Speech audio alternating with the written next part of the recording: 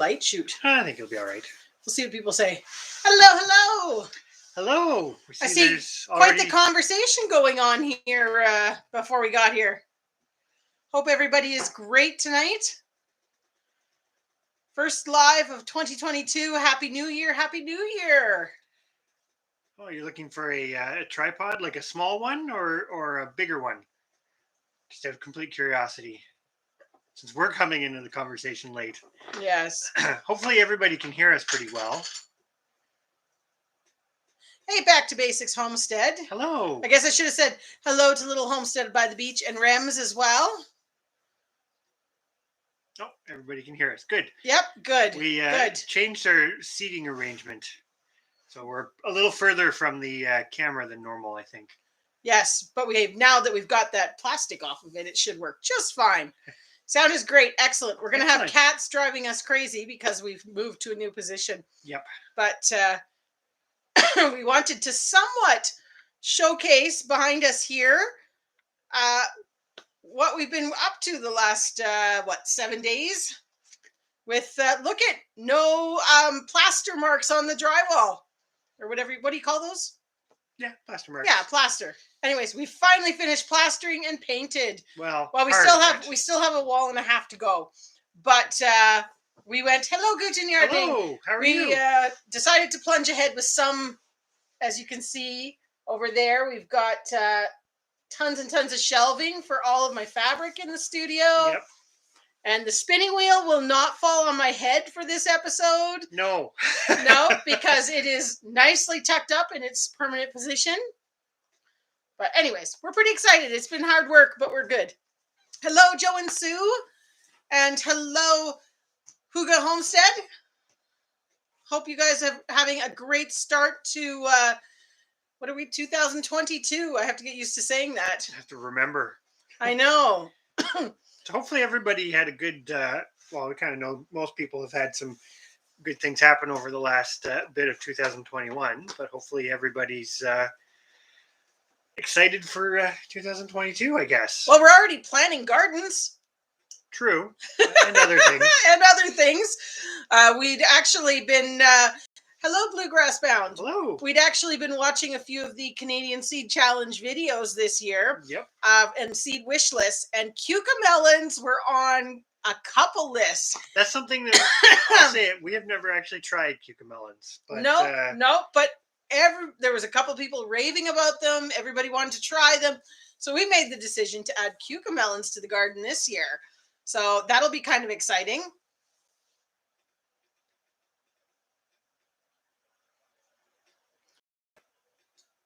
Easy DIY vanilla extract from the pot. We'll have to check that out. Or that jumped ahead or something. Yeah, something really jumped there. Well, you're way back. Where are you? Oh, no, they took it down. That's what it was. Okay. So Rem's got a couple. You've got a couple of the cucamelon ones. I'm very curious to try them. That's for sure. And what did you get for seeds today, Little Homestead by the Beach? Always curious, because with something we haven't actually sort of done a seed order yet for this year, but it's coming. Yes, we will be. Okay, so Rems is the cucamelon, yes, and very tasty. Guten Jahrgang says so. We're gonna give that one a try. We figured it might be worth it since everybody's and it doesn't cross with anything, so that was a plus. Chris approved. We always have to go through the guru here for what we can add to the garden that's not going to cross with things. I don't have the species name up right now, but I believe, if my memory serves me, that cucamelon's a totally different species than most of the other common, what do you call that, members of the cucumber melon family. Remy's swimming in pack disease. We did see your pack that you got for Christmas. If anybody, definitely go check it out. But it was an awesome pack, and it was 36 different varieties of heirloom seeds, all in one pack, like a starter garden type pack. And it looked incredible. Great deal. And that's good to know about the cucamelon. So Back to Basics, saying they taste awesome. Yeah. So out of curiosity, and this is probably a tough thing to describe, What do they taste like? I'm guessing they're sweet.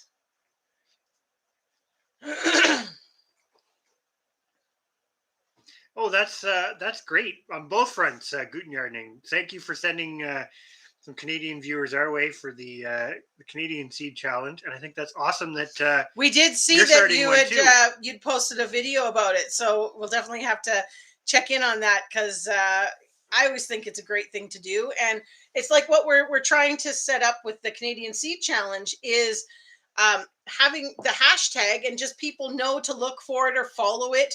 We haven't really figured exactly how to follow a hashtag on YouTube.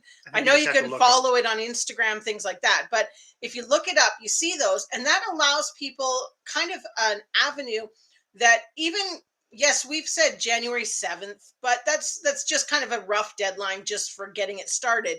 But even in the middle of spring, if you find you can't get the seeds you're looking for, it's a great way to just put it out there and say, hey, everybody, I can't find these seeds. If anybody has them, let me know or whatever. That's what we're hoping will develop out of this Canadian Seed Challenge is a great way for people to exchange seeds and make sure that after and yeah, see how. and make sure that there's always seeds available for people. Whether you're just starting out and you have nothing to exchange, that doesn't mean that there's not other people out there that have tons. And I think that's where we were kind of hoping to go with this, and definitely with the wish list, allowing people to kind of only get what they're looking for. Doesn't mean people aren't going to throw in a little bit of extra because hey, you're sending a package anyways, and if people plant them, great, or if they pass them on, that's also great. Hello, Plowman's Backyard. Yes, hello, how are you? That's interesting. So they're not sweet, the cucamelons. Okay. They're a little bit tart, kind of like a cross between a melon and a cucumber, and a little sour. Crunchy, slightly tangy, but very refreshing. They sound interesting. I'm gonna have to look up some things of what to do with them. I assume you cut them up in salads and stuff. Is or what I'm assuming. Potentially too. I suppose you could. I mean, yeah. Plants in spring. Oh, the mammoth sunflower. Oh yes. Ground cherry and that's an interesting pepper. Korea pepper. Korea pepper. I've never heard of that one, to be honest. No. That being said, I mean, there's so many kinds of peppers. Yeah, well, that's just it.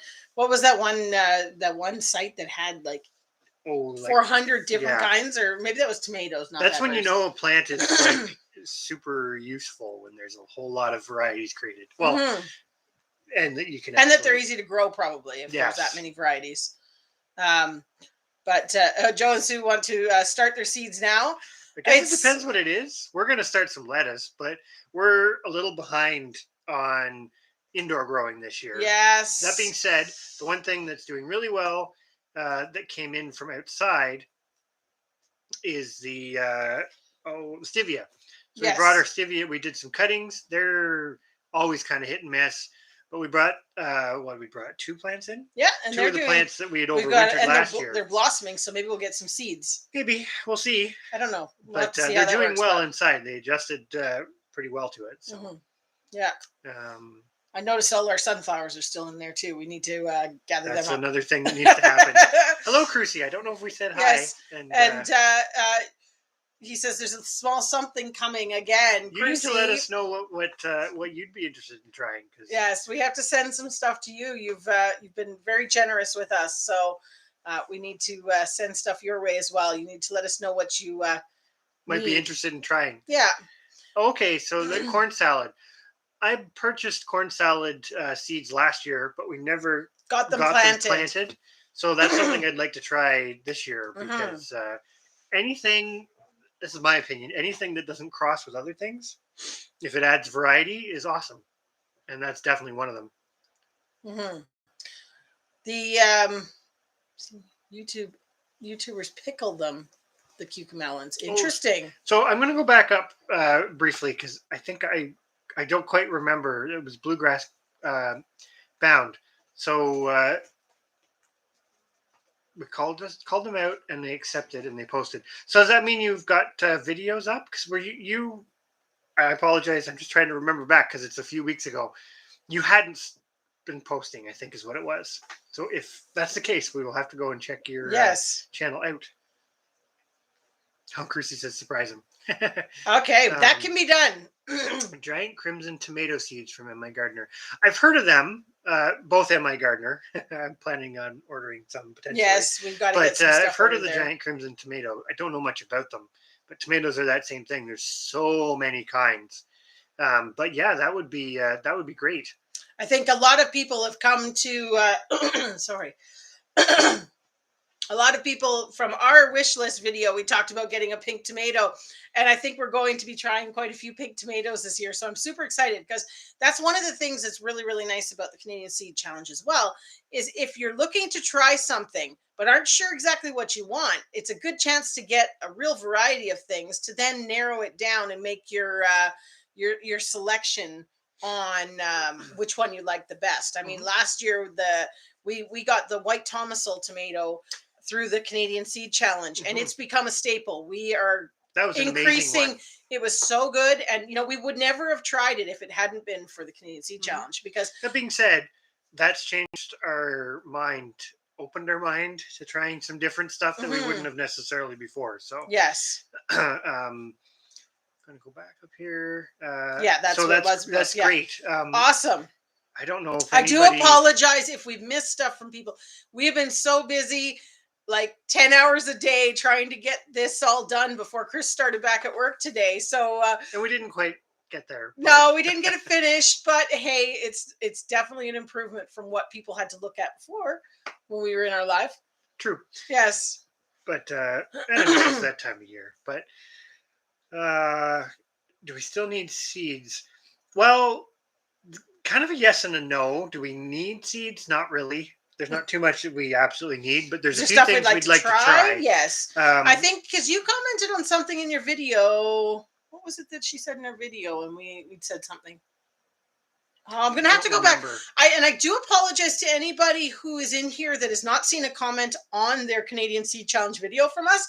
We've watched them all and we've commented, and I just went through tonight because we hadn't heard anything back from some, and noticed that my comments weren't there. So we may have to go through and comment again on some. Like Rems was one of them. Well, yeah, you didn't see it on your phone. Yeah. Hello, Billy Lee. Hey, Billy Lee, how are you? So I'm going to go to Chrissy's comment about the. Actually, I'm going to go back up. Sorry, jumping all around. We're getting back into the groove of this. That's interesting about the giant crimson. That basically it had disappeared. And he brought I'll have to look into that a little bit because that sounds interesting. Those are the kind of things that Chris likes to get involved with. Stuff like that's always interesting. Yeah. And Chrissy tried I remember because you tried the white tomasil, and you actually had, if I remember correctly, you had quite a few of them. Yeah, because you said they weren't ripening. You had green ones, but they weren't ripening. But and then I'm going to go ahead for a moment. What do they taste like? They're very fruity. They're very not like a tomato. They're a bit sweeter tasting. I would almost compare them to one like a sweet cherry tomato, but a big slicer. But very fruity. Yeah, that's what I'm saying. Very a not sweet tomato like at all. We made them into. We actually were fortunate enough. I think we planted. Did we plant 13 white tomasils last year? Something like that. 11 or 13. Anyways, they were very prolific, and we got enough to make batches of juice completely out of the yellow tomatoes. And that was kind of an interesting experiment because it was amazing. It's tomato juice, but it doesn't. It tastes like fruit juice. Yeah, which is kind of neat because Chris does not eat red tomato juice. He doesn't like it made out of my Scotia tomatoes. Scotia's I don't mind. I'm a bit picky on tomatoes, but he loved it with the white tomasil tomatoes. And I think that's something like a little homestead by the beach. She said she didn't really like them, which that's the cool thing about tomatoes, right? There's so many varieties. Yeah. You're eventually going to find some that you like. Yeah, exactly. So, and what kind of job do I have? Going back up to Remy's comment. Basically, I guess the best way to put it, I'm a biologist working for an engineering firm. So I do a lot of different stuff. Yeah, environmental type stuff. And yeah. It's interesting, that's for sure. It kind of bleeds into all the stuff we do here, though. It does. It does bleed all into it. And when he takes time off that, we just work him really hard here. So you really don't get time off. No, it's all kind of the same thing. Yeah, Yeah, Chris, very had them. late, They yeah. were very, very late. That was the one thing I would say October. about them is They took a while. they did take a while, but then once they got rolling, they were the really last going. tomato we had, because we had another yellow one, The pineapple, pineapple ones. which was like a month ahead of the Thompsons, wasn't it? About Yeah, we they had were really had some early. They overlap, were really early. but they were a lot earlier. Yeah. Still a good fruity flavor, but a little different flavor. Hmm. Yeah, we've actually been making notes on the seed challenge videos that we've been watching Yes. of what people are looking for. We'll admit we've got it split between two books right now. Yes, but I do have to, like I say, I have to go back because there was ones that we commented on and shared our email, and it's not there. So for people, that was I should, because we were going to talk about the seed challenge, and I know we're going to get off track because that's what we always do in our lives. So I'm going to kind of give a quick little blurb here. People can keep talking, and we will come back. But the one thing I did want to say is kind of an update for the Canadian Seed Challenge was to remind people that you need to share your information in comments so that people can get your address. It's all about connecting with people, Yeah, right? exactly. And so that was one of the things. Don't share your information. No. Comments, Not over the comments. I'm talking about like get each other's email so that you can do address exchange. Mm-hmm. That's all I was saying, because some people may watch this that aren't partaking or not sure how to partake yet.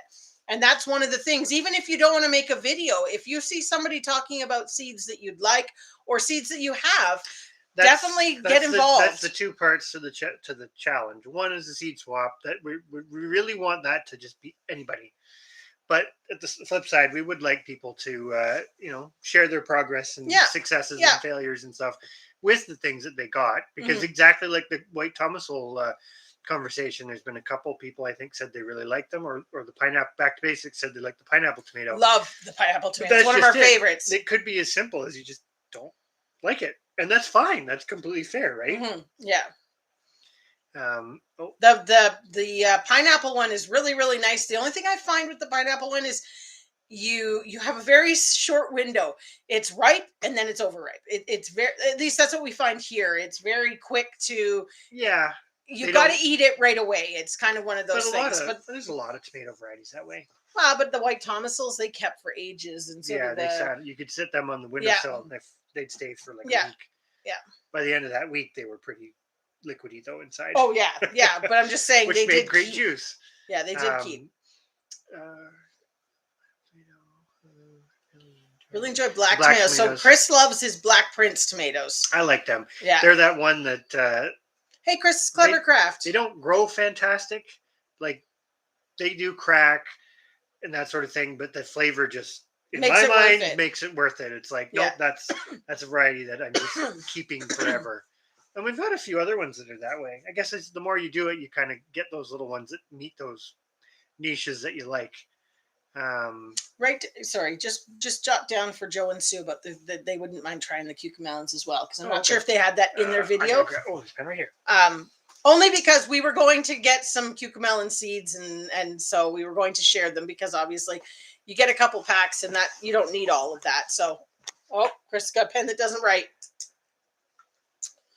I got a better option. A late tomato doesn't do well in Plowman's area. I'm having trouble today. I would say we should send Kendra some of the pineapple seeds, because they're an early tomato and they're super, super good. Well, you say early; they're not early. Not early, but they're about an 80 day. Something like that. I'm pretty sure they're around an 80 day. So write that down for sorry, maybe I should be the book lady. Write down for Kendra to send the pineapple seeds. You got nicer writing than I do. I got the book. You can do the writing. What I think I should do is just send everybody an email, and then it's kind of nice, because right now the Canadian Seed Challenge is quite small, but it has small, like, hopefully it potentially grows, like Chris is saying, but right now it's quite small, so you can get in contact with everybody. Well, we've had a lot of people come back, which is great. Exactly. From 2021, exactly. So, which is awesome. Yes. I'm just going to back to basics. Homestead. Black tomatoes are so good. Yes. Good Yarding says, picked up on the biology background. Yes, Chris has I think that's where a lot of the passions and things for the farm come from, in a way, that There's seed a lot of saving, overlap. the working with your natural environments, that sort of thing. It all kind of plays into what you know from what you It's studied. all, even though oftentimes it's compartmentalized, very separate, it's really the same things Yeah. in a Yeah. lot of ways. Population dynamics, feeding yourself is population dynamics in a way. That's a bigger discussion. Chrissy needs to make more space before he gets a bunch more seeds. That's fair. That's actually Well, we'll completely take fair. that into consideration when we think about what we're sending. Bluegrass Bound likes your spinning wheel and Oh, stuff in the thank you background. very much. Both those quilts are not finished yet. They're works in progress. I need to quilt them.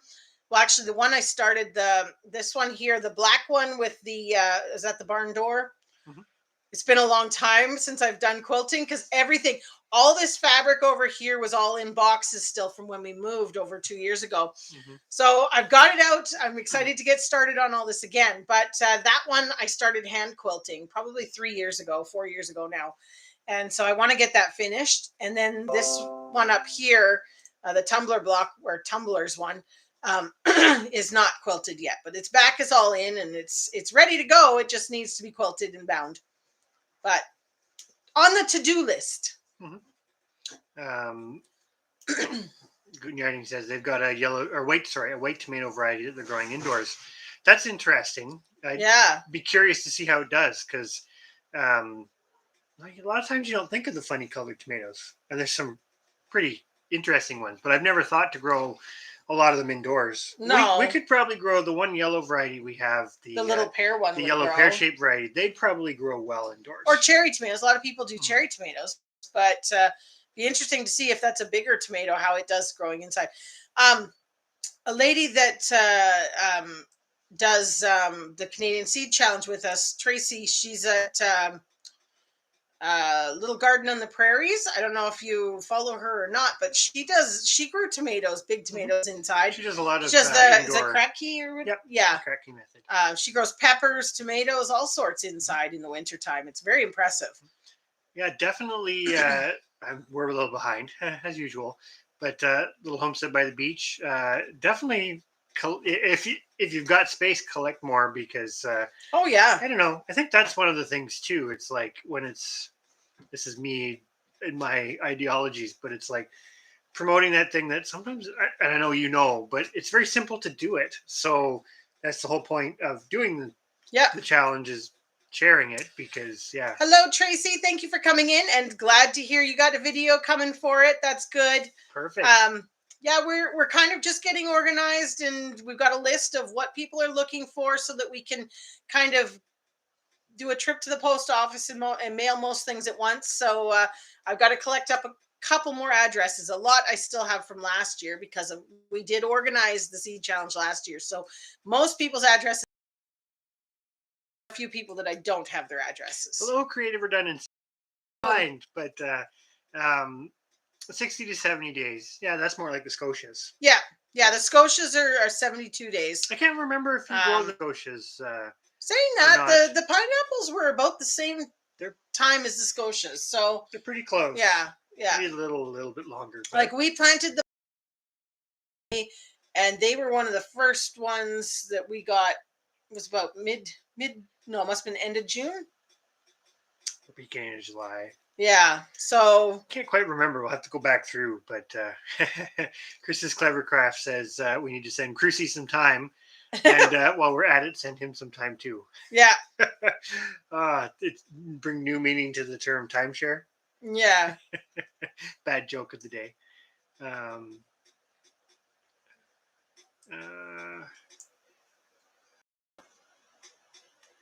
Yeah. So.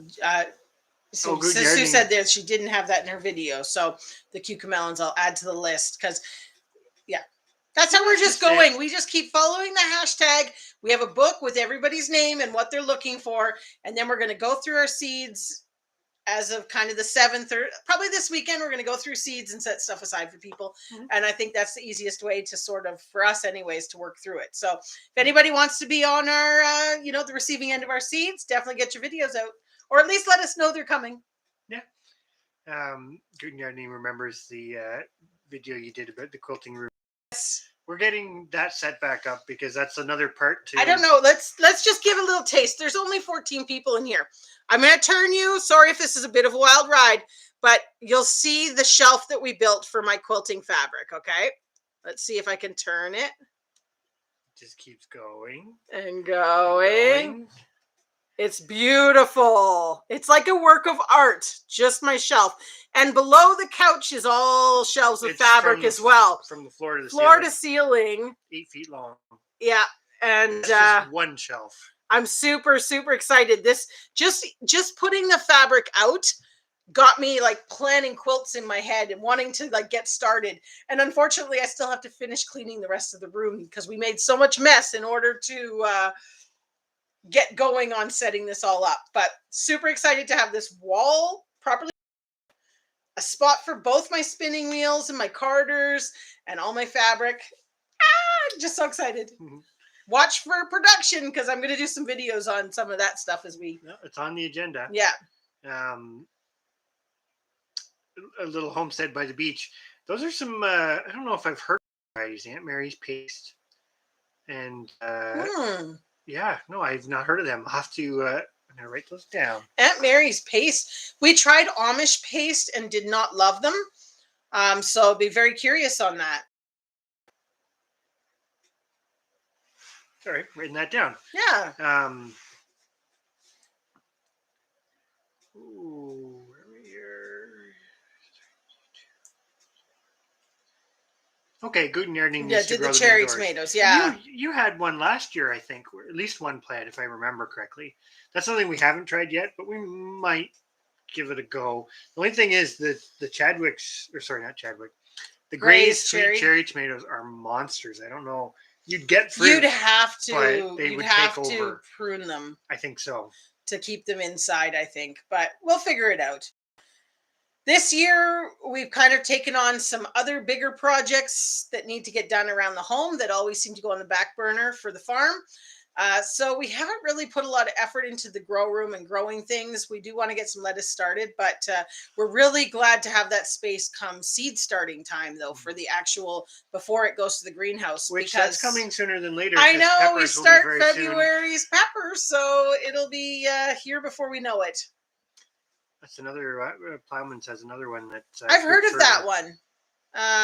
That's just it. The varieties are endless, right? But that's the other thing that's nice about this too, is when you know other people have tried it, you get more story or more, they can tell you what they like about it, which also is helpful. I think quite helpful, actually.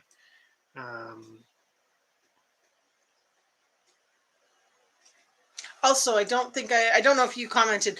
I saw Billy Lee had posted about that she was going to the post office. So I meant to just, as she posted that, to say thank you so much for sending seeds. That's fantastic. We're looking forward to it. Yeah, Bluegrass Bound. You should definitely get in touch with Guten Gardening, and if you're not following him already or their channel already, you should do so because that's an excellent channel from our neighbors to the south. Yeah.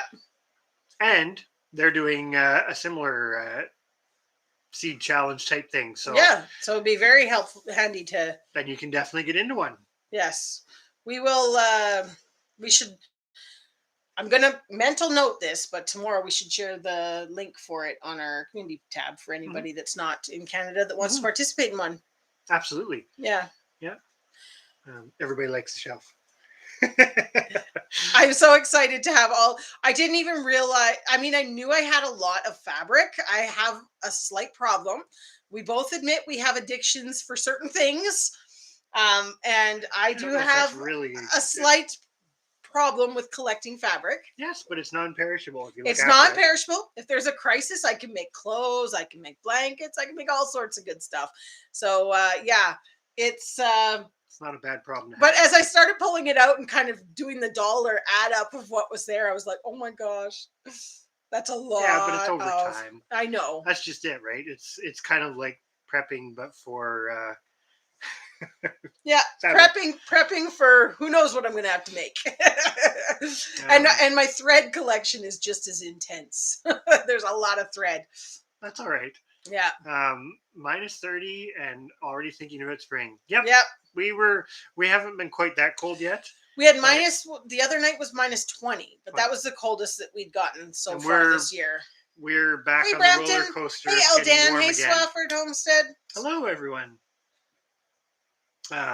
Yeah, we're back on the increase a little bit on temperature. in the Yeah, next we're couple only days. minus 5, I think, tonight. Supposed to potentially be getting rain, I think, later this week. So Go figure. Probably- The horses finally are able to go out and play in the snow and whatever. We finally got our snowblower fixed and running, and now it's going to rain. Hey, Laurie's World, how are you? Well, that was the thing. I was thinking about that because we did that one video not that long ago about the ice and the ice freezing rain. And I think I said in that video, we've either got to get snow or it's got to warm up. And we're getting both. Yeah. We Yeah. got the snow and then it's supposed to warm up. I'm going to go back up for a second.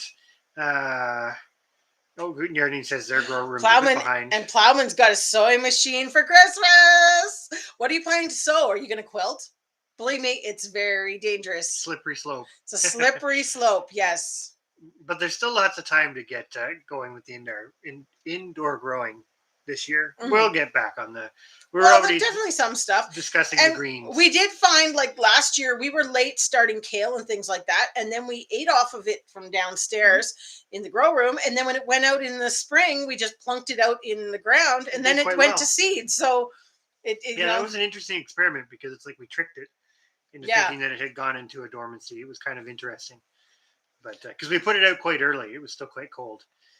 Joe and Sue you have got their your garden seeds out in plans front of out. them. Oh, you're ahead of us. We're still dreaming and planning way more than we can handle, but that's all right. I so like it though, and the name of the shelf, Fred.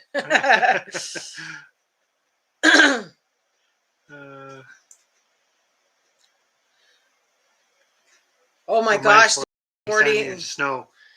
Yeah, how did, so a while back, but I remember in our last live, Tracy, you were in the middle of the snowstorm.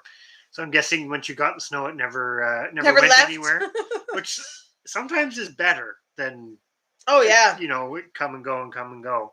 Yeah.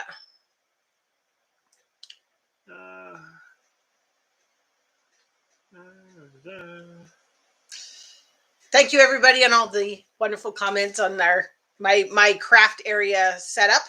It's coming along. I still have more to go. I would love to get the art side of it back out too, but that's still up in the loft. So Crucy used to work for different textile companies in the mid 90s. It was all the rolls of fabric. It was too much. I can imagine. I couldn't work at one of those stores because I would take, like, if I worked at Fabricland or Joann's or any of those type of places, I would take way too much advantage of the employee discount and I would never make a cent. You'd have a warehouse full of it. I'd have a warehouse. Yes. Yeah. And Kendra wants to quilt. So there you go. It's, I don't know. You're pretty good at it. But it's good. It is definitely a very fun hobby. Well, I sell some on Etsy. It works for that too. And it doesn't all have to be new fabric either. No. That's the nice part about it. I mean, a lot of it is, I never go past a section in a thrift store without looking, or a lot of it comes from my grandparents, things like that. And as long as you have somewhere to put it, you can keep it forever. So if you can get it it's kind of one of those things you really can't make it yourself. Well, you could, but on a loom you could, but the amount of work that it would take to make a piece of fabric is not worth it. But you can stockpile it. Yeah. Did I get a drone? No. No drone. No drone yet. No drone. That's all right. It will come. I've been watching. I'm having a brain moment. The one that they're always on their drone and he's always crashing. Oh, Oh my Bland's goodness. Promised Land. Bland's Promised Land. Yeah. They got a drone and he crashed it right away. And now I'm nervous about getting a drone. It'd be There's nice. a lot of trees here. Also true. But yeah, I don't know. I'm interested for 2022. I think it'll be a good year. I think that's a good way to start it off. It'll be a good or better year. I'll say that the kids are now staying home for school, so I don't know. That's a whole other matter. That has nothing to do with growing food. No. But yeah, so Brampton Gardener's getting the same thing, the warm up and then dropping down again. Yep. Yeah. And yep, fabric is addictive as seeds and way more expensive. Yes, it is. I'm glad that I don't have to buy a lot anymore. I've got a good stash. It's just kind of maintaining the stash now. Yeah, you get to a point and you just have it. Yeah. Well, it's like when we stockpiled, when we first set up, our year. Well, it's not quite a year, but all our supplies for food. I mean, we try and keep a couple months worth, and that initial stock up costs a lot, but then now all you're doing is maintaining it, and it's not a big deal. Yeah. Hey, Potato Head, how are you? So yeah, even we say that even about the chickens. When you start a flock of chickens, it's expensive. When you're 10 years in, yeah, they've made their money back for sure. Oh yeah, exactly. So they're a little less expensive. But and Tracy Snow didn't go anywhere. Well, like I say, sometimes that's got its own nice things. And Plowman's is starting to see that she might be in trouble with expensive addictions. Chickens and I guess chickens aren't really that expensive, and fabric. Well, fabric doesn't have to be either. Actually, canning can still be expensive too. Like the when you really go into it and you get into the jars and you get into everything else. Brampton Gardner wants to make leather holsters for her pruning shears. We were actually my dad does some leather work, so we were looking at the harnesses for the ponies, and that'll be something. I don't know anything about it really, so this will be a thing for me to learn working with leather. Working with the leather. Well, Brampton Gardner's done because you make the purses and things, right? So I'm sure it will turn out fantastic. Chris's Clevercraft. I couldn't start a new expensive hobby addiction if I wanted to. I mean, that's a good thing. Yeah. You just have to make it so that it gives you something back, even if it is expensive. Oh boy, what is the oldest and the most expensive piece of fabric on my shelf? I was going to say your oldest would be the old quilts that are already together, but they're not on the shelf. I don't think you really have anything that's expensive, fabric-wise. Relatively speaking. Would be the theme ones. Oh yes. I've been collecting. Chris's influence in this, of course. I've been collecting up themed fabric to do hunting and fishing quilts, things like that. So probably some of the themed stuff with pheasants on it or ducks or geese or that sort of stuff. They're always more fabric with loons on it is very hard to find. And those ones would run you, if you don't get them on sale, you'd be about $24 a meter. But that's the thing about checking periodically. But we never, I try and get them when they're on sale. The oldest piece of fabric would be something for my grandmother. What's up there? Oh boy, there's some real old ones on there. Oh, I might have packed it back in that box. The one piece that I've got to repair my quilt from when my grandmother gave me one in 1980. Yeah.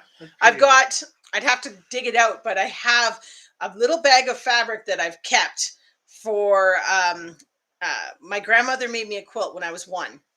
So in 1980, she made me a quilt and it had all these beautiful dolls from around the world and stuff on it. And when I got all her fabric, when she stopped quilting, I went through and I picked out all the fabric that matched the fabric on this quilt, because of course as a kid I used this quilt like every day. My mom had to wash it once a week. It was one of those. And of course my grandmother made me it was like a cream color. And so I kept the fabric for those. So I would have fabric there that's 40 years old. I'm sure there's some that might even be older than that that's not already in a quilt. But as far as quilts go, I've got some quilts from the 30s and 40s that were my great grandmother made and things like that. Mm-hmm. So definitely some old fabric around here. Yeah. I'm gonna try to catch up a little bit because I Sorry. think we're way behind. I went on a tangent. No, there. I think it's awesome. So Brampton Gardner cut up her old couch, cut the leather off her couch. Yeah. That's actually a good idea to reuse it because if it's real leather, then yeah, why not? Chrissy wasn't an actual fabric store, but a company that sold the rolls. Okay. That's Brampton picture from that's kind of funny. Mason jars. Do I buy some? Do I need do I them? buy them or not?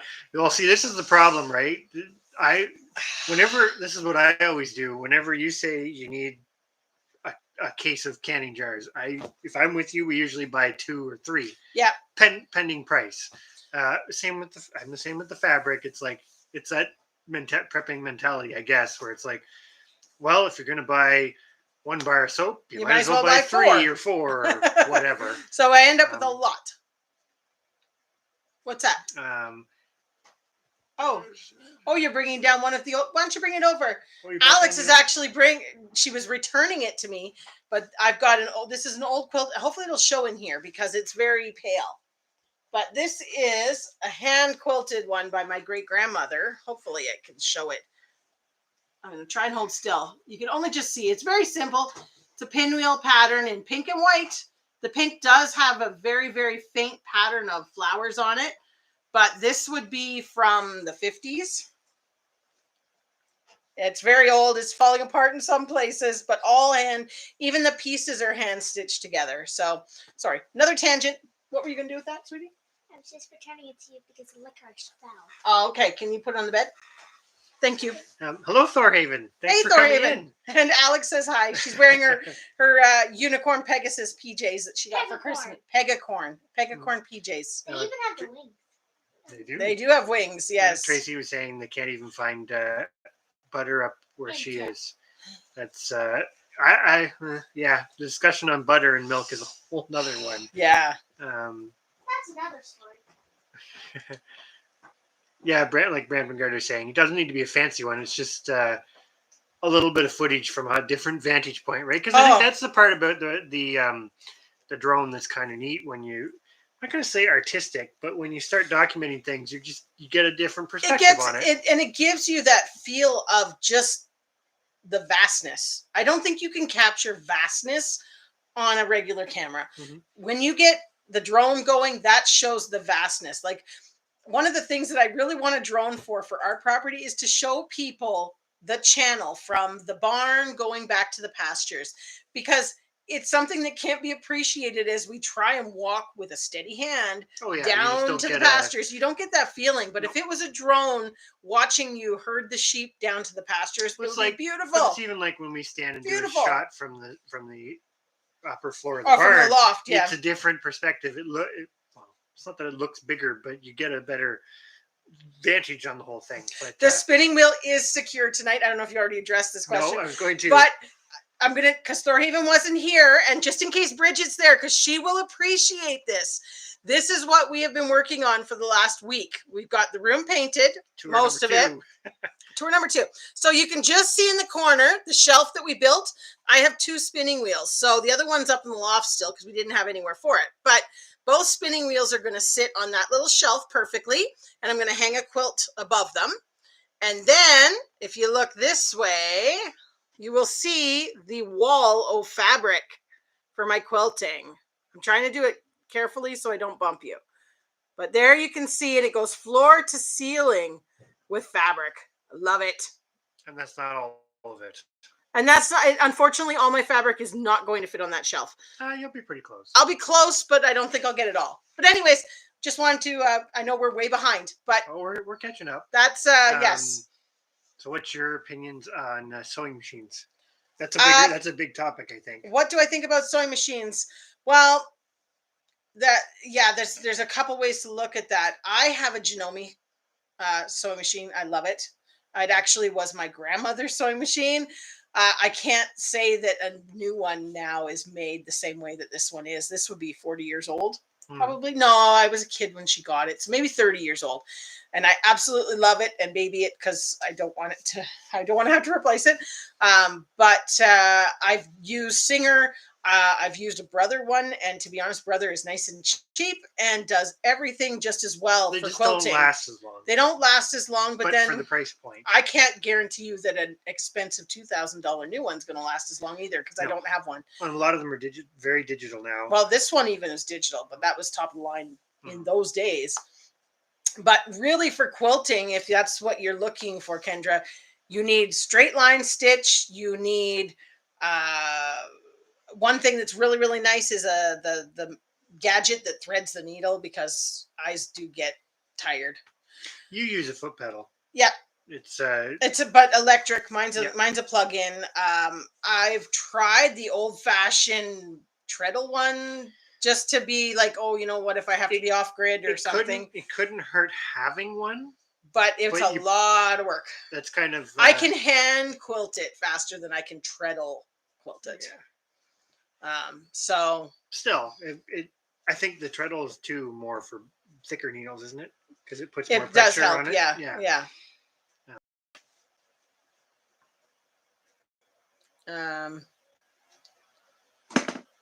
She wants to make a quilt out of Hannah's baby clothes. That would be interesting. And they just cut the fronts out and make a quilt out of that, which is kind of cool too. Like the unicorn. Unicorn's gone up to bed.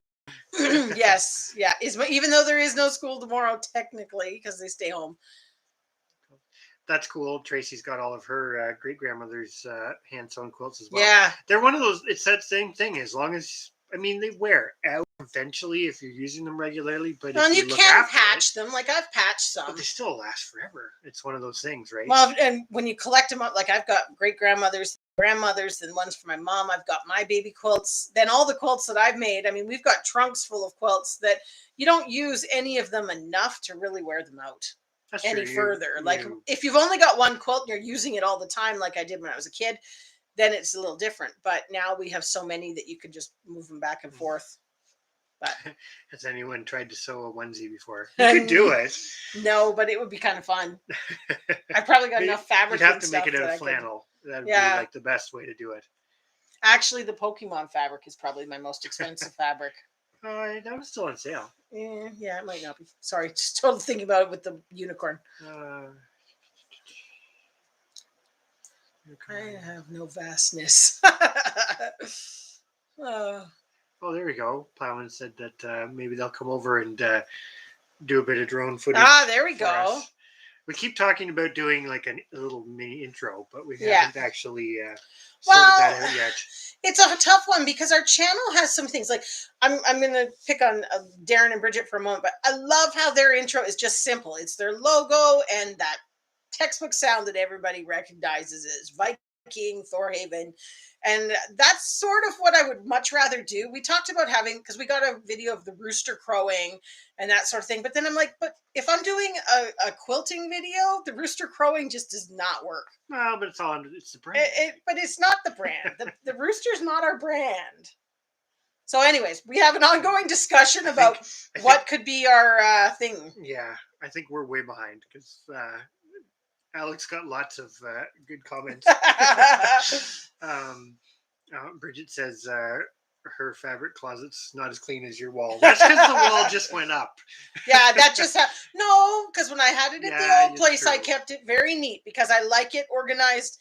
I have so much fabric that I like it organized by color, by quilt. Like I have plans, so I pack it all together so I know this is all for this quilt. So I am pretty good at keeping the fabric shelf organized. It's the rest of the stuff that falls apart. All the little bits and stuff. Yeah.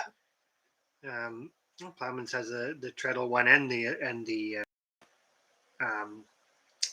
electric one. Yeah, that's good. The treadle one, I would like to kind of keep my eyes open for one, but at the same time, it's one of those things I said, if I'm going to keep sewing, I'll just use the generator. Well, in the short term, anyway. But it would be nice, or put it onto a solar panel. That's one thing I will actually say because Brampton Garner's saying about your foot would fall off because you get that sometimes if you use the spinning wheel too much, and that's not that's a constant. It's Yeah. I think you It's something. Yeah, I would not be able to. do it What for is that? long-term That's like a. It's carpal kind of tunnel, like an but Achilles it's heel not. type thing or something. Where if I keep it and use that same tendon over and over and over, it's just, I can't walk. Aldan says they also have a drone we can borrow. Oh well, there I we don't know go. about borrowing one. 'Cause I'd be afraid How of about breaking if it. you just come and fly it because I don't want to crash into a tree. Oh, There you go. Creative redundancy could sow until spring. Definitely, if you took that up as a winter there you go. thing to they call that learn, you'd be probably a pretty good expert by the end of winter. Well, it's definitely a winter hobby. You can make it more than a hobby, but Oh, there you go. Chrissy's wife worked for Brother Canada for quite a few years. okay. That's cool. That's really cool. I honestly think that the Brother is a great machine. If you haven't bought one already, it's so inexpensive in comparison and does everything you need it to do. The best. What's the best way to put it? This is not an endorsement. This is just what I'm paraphrasing what you said, but it's a good like entry level. Yeah. It's a good Yeah. entry level that will do a bit more than that. Yes. It's not Hello, fancy, Northumberland but Lakers. I don't know if we said hi yet or not. We might have missed you, but hello. Well, she just said she was late, so I'm. So she just came in. Yes, I have Pokemon fabric. You made a Pokemon quilt. I did. I did make a Pokemon quilt for James, our son, and made a bunch of Pokemon masks because, of course, everybody needed masks. But we are definitely. I'm not sure if this is a good thing to admit, but we're a Pokemon family. We play Pokemon. We like it. We collect the cards. We collect stuffies. Oh my gosh, there's a lot of Pokemon around here. We are definitely in consumer zone when it comes to that sort of stuff. Well, not as much as you're portraying there, but yeah. Well, maybe not as bad as some, I suppose, but Thorhaven's about the intro. I think the simple one's good because, like you said, you were debating doing a longer one that envelops everything. No, I like it. But if you change something later or don't keep with something else, then you've got to update it. So the simple is probably better. That's probably what we'll end up doing too. And that's what I really like. Like the logo just comes across the screen, and we need some type of sound. And I don't rooster crowing. We'll figure it out. So I'm not sure what is going to be because we don't really.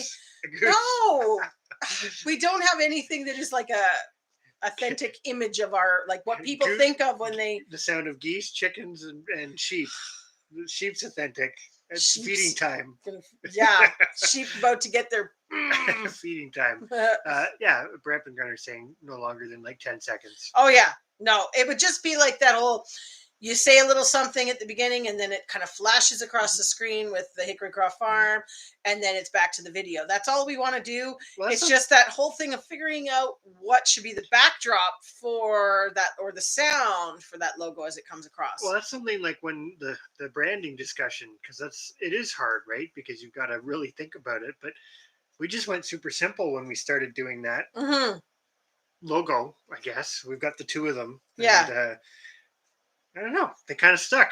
They're distinctive, I guess. Oh, we like it. Bright and flashy. I guess that's part of it. Yeah. Good tips anyways for like, little homestead on the beach there saying it's great tips. And it's all things that kind of, it snowballs, I think, too. Like as you get going, I'm going to say it. You're a bit different than me. I get complacent. I get comfortable where we are and go, it's not broke. And you like to keep pushing to brand more or do this or do that. And that's where I'm like, I keep saying, and Thorhaven is in here. I need an email of where Bridget gets, and both of you get your little tags made that she puts on the, sews into the edge of her dishcloths and stuff, or tea towels and stuff, because I'd really like to get some made with the Picks and Crafts, or Picks and Crafts. That's an old business. Into the edge of all my quilts. Anyways, if you potentially, I don't know if you have our email. If you do, if you would potentially, or write it down, and we'll write it down. But I would love the name of where you guys get your thingies. I guess it's embroidered. Etch? I think so. It's anyways. You'll know what I'm talking about. Hello, honey badgers. We haven't chatted with you in a bit. And thank you for raising everybody on thumbs up. Much appreciated. That jumped. Jumped big time. Chris's Keep going up. Clevercraft. That was where we were. There's a couple channels that have a 1 or 2 minute intro. Yeah. Wow, that's long. Yeah. That's really long. Well, especially because it's the same thing over. Like I found that a lot of people don't change them either. It's like for the full year you've been watching the same one. So yeah, definitely a skipper. Oh, Bridget did a little series on weaving. That's cool. Yay! Because I actually have my loom accessible now. We're trying to find a home for it. Yeah, we're trying to figure out where it's going to sit in the scheme of the... I think this is a big thing that, because we haven't done a goals video or anything like that, but one goal for 2022 for us is to find homes for things. Because one thing, when you're on a homestead the size of ours and do as many things as we do, you end up with a lot of stuff. So it's really, and every time we go out somewhere, he's like, there is so much crap that's got to get rid of. We got to get a dumpster. We got to whatever. And it's like, no, we need this stuff. You get to the point you can't be a minimalist. To be honest, you can't be, because like we look at these people with the tiny house and we go, well, we would need the tiny house. Then we'd need like a huge kitchen, a huge shed, a huge storage barn. Yeah. You know, we'd need a craft studio. It's like behind us on the wall, all the fabric, I'm pointing to them here, the hand carders, the spinning wheel, and all the paraphernalia that goes with that. And that's only like 2 things, let alone everything else. But what you really need is a home for everything. It has to have a place so that when you're, like the spinning wheel, when you're done using it, it goes in its spot. Because we're never going to admit that we do way too many things. We're never going to admit that. It's not, nope. Everything must stay. Well, not everything, but no, we keep going, even though it's been years since we've done it.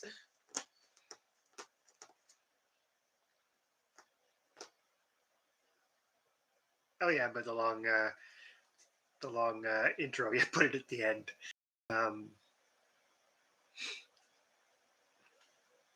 Okay, so she's doing it in 3 videos. That's a good idea.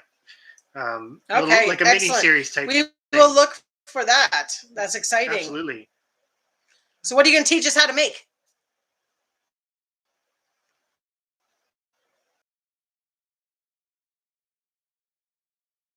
Well, just some of that stuff. Thanks for coming in, Creative Redundancy. Not sure if you're still in, but thank you for stopping in. Yes, thank you. Always good to catch up. Sorry, I'm going back and just reading through because I know we're...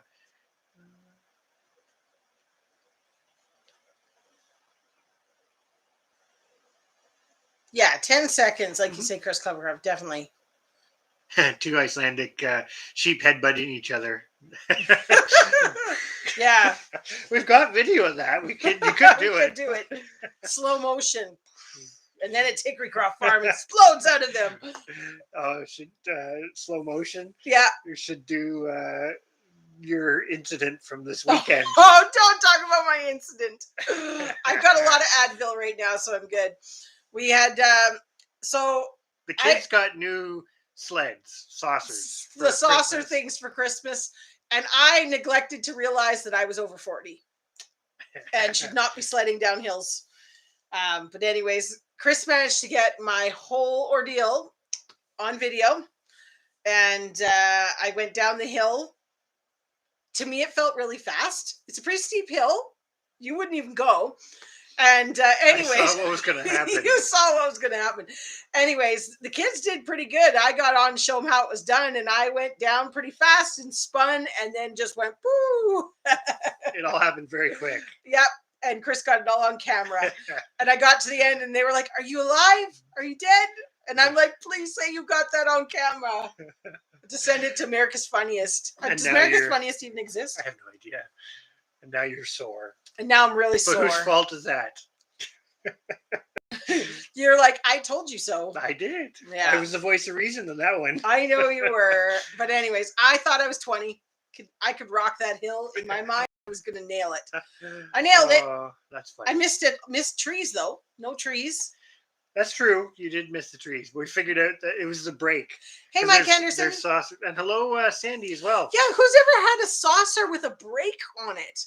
Like, you have to rock back and the brake engages. Well, that's the silliest thing ever because it's a death trap. Because if you're going really fast and you brake really fast, That's what happens. You go. end over end. I think you might have jumped a little. No, I haven't. Well, I did there. Thanks Oh, for coming boy. in, Tracy. I do hope and you have a good night, and hopefully we haven't missed you. Hello, Sandy Toes. Talking about the. And go out and lose all my tools in a space of 10 What's minutes. this Yep, one up I there? can totally do that too. Oh, sorry, is I? Oh. There's so much crap. Yeah. Oh, we're way back on the crap discussion. We're still Just talking wait about till the we crap. get to the comments about your. I'm not flooding. sure I could ever pull off a tiny house. Exactly, Plavins. It's just there's too much stuff. I don't know how people manage. It's a good idea. The base principles of it are a good idea. Yeah. But when you start, I guess it's a good idea if you're not doing all these things that then feeding you because Yes. Yeah. That, Sandy Toast, is exactly it. The amount of time that we spent trying to find the level for these or shelves. going from here to there or back again because Oh my it's like, gosh. did we get everything? Yes. Oh, we forgot this tool. Gotta go back and get that tool. Like, and then it turns out that the level was in the greenhouse, which we haven't been in the greenhouse working in months, but it was in there. But we found it, thank goodness. But lived in a motorhome for 6 months. Nah, I couldn't do that small. Oh, is there? We're having to. Hopefully, it's working now. Seems like it's working on our end, but who knows? Our internet's decent, but it's flagging. Let's do this.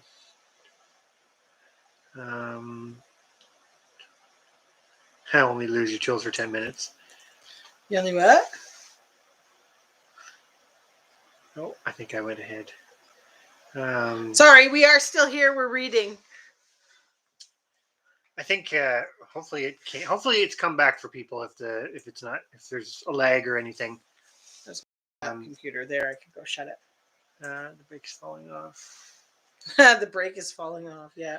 Good night. How do you lean back going downhill? Exactly. It's not till you get to the bottom that you end up leaning back. The Icelandic sheep would be better than 2 rabbits. But it would be 10 seconds. Oh, that's too funny. That would actually, yeah. Oh, boy. Oh, I think we caught up. We are there. Tiny house. Good idea. Oh, it's all for good the now. weekend. Excellent. Okay, good. Must have been some sort of weird thing going on there, but. A tiny house for each hobby. That's it. But if you think about it, think about an old, not old, but think about like the classic old homesteady type farm, right? You had the house, and the house was usually not huge. The barn was always bigger than the house. Mm-hmm. And then there was usually a big chicken coop and a big drive shed and a big this and like they had a million outbuildings. Yeah. Well, they had like you had a smaller kitchen, and then you had a summer kitchen because that's when you did most of your cooking. Yeah, exactly. So it was very minimalist in some ways because not consumery, but you still had a lot of stuff. I think that's the thing. It's like how would I put this? You can minimalize in a homestead lifestyle, but you still are going to have a lot of stuff. A lot of stuff, basically. Well, that's just it. Especially when you're doing, canning and farm stuff and things like the tools, gardening, just the space you need for those. And, I look at our canning shelf, and then you need a shelf for the empty jars because it's not like going to the store and you buy it and then it's gone and you don't have something that you have to still stock. Well, I think it's just the case. The tiny home thing works if you're going to be dependent and use outside whatever. It's basically like a bedroom. Yeah. But what did Lori miss? Nothing too wild and crazy. We had a few little discussions, but nothing crazy. It always comes back around eventually. Yes. um, Uh, need to break the line, bluegrass bound. Oh, you're getting close to 1,000. Well, nice. It's funny how it seems to come. Like we found with the subs and with things like that, it was like you had like you climb and then it would plateau and kind of waver and then it would climb. It just does and what then, it does. Exactly. Sandy Toes. Yeah, the summer kitchen was always an outdoor kitchen. Yeah. Never I'd attached in my I'd house. love to get something set up for that because in the end of August when you're trying to do canning in the house, it's just crazy. Thorhaven, need a tiny house just for mason jars. Yeah, because that's another one of those things. Whether it's stored full of food or stored empty, it still takes up X amount of space. Space on the shelf, exactly. Yep. And you have to have a space for it. And then I keep all the boxes because when you have all the empties, it's a lot easier to have them back in their boxes. So that's that same thing. The more of them you get, the more homes for all that stuff you have to have. Mm-hmm. Yeah. Thortown. It'd be like a little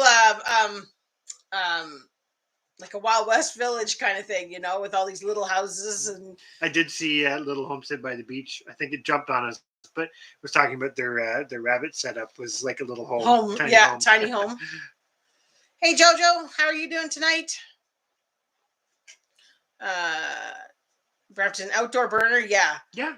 We did that. You got one. I got a little portable one, not outdoor, just a portable, like an induction element type thing, and it works great to sit outside on the table and have something boiling off. Like if I'm making a pot of chicken broth or whatever, or ketchup that needs to boil off for a long time, it's really nice to just do it out there and not be inside where it's just steaming up the house because that's awful in the summertime.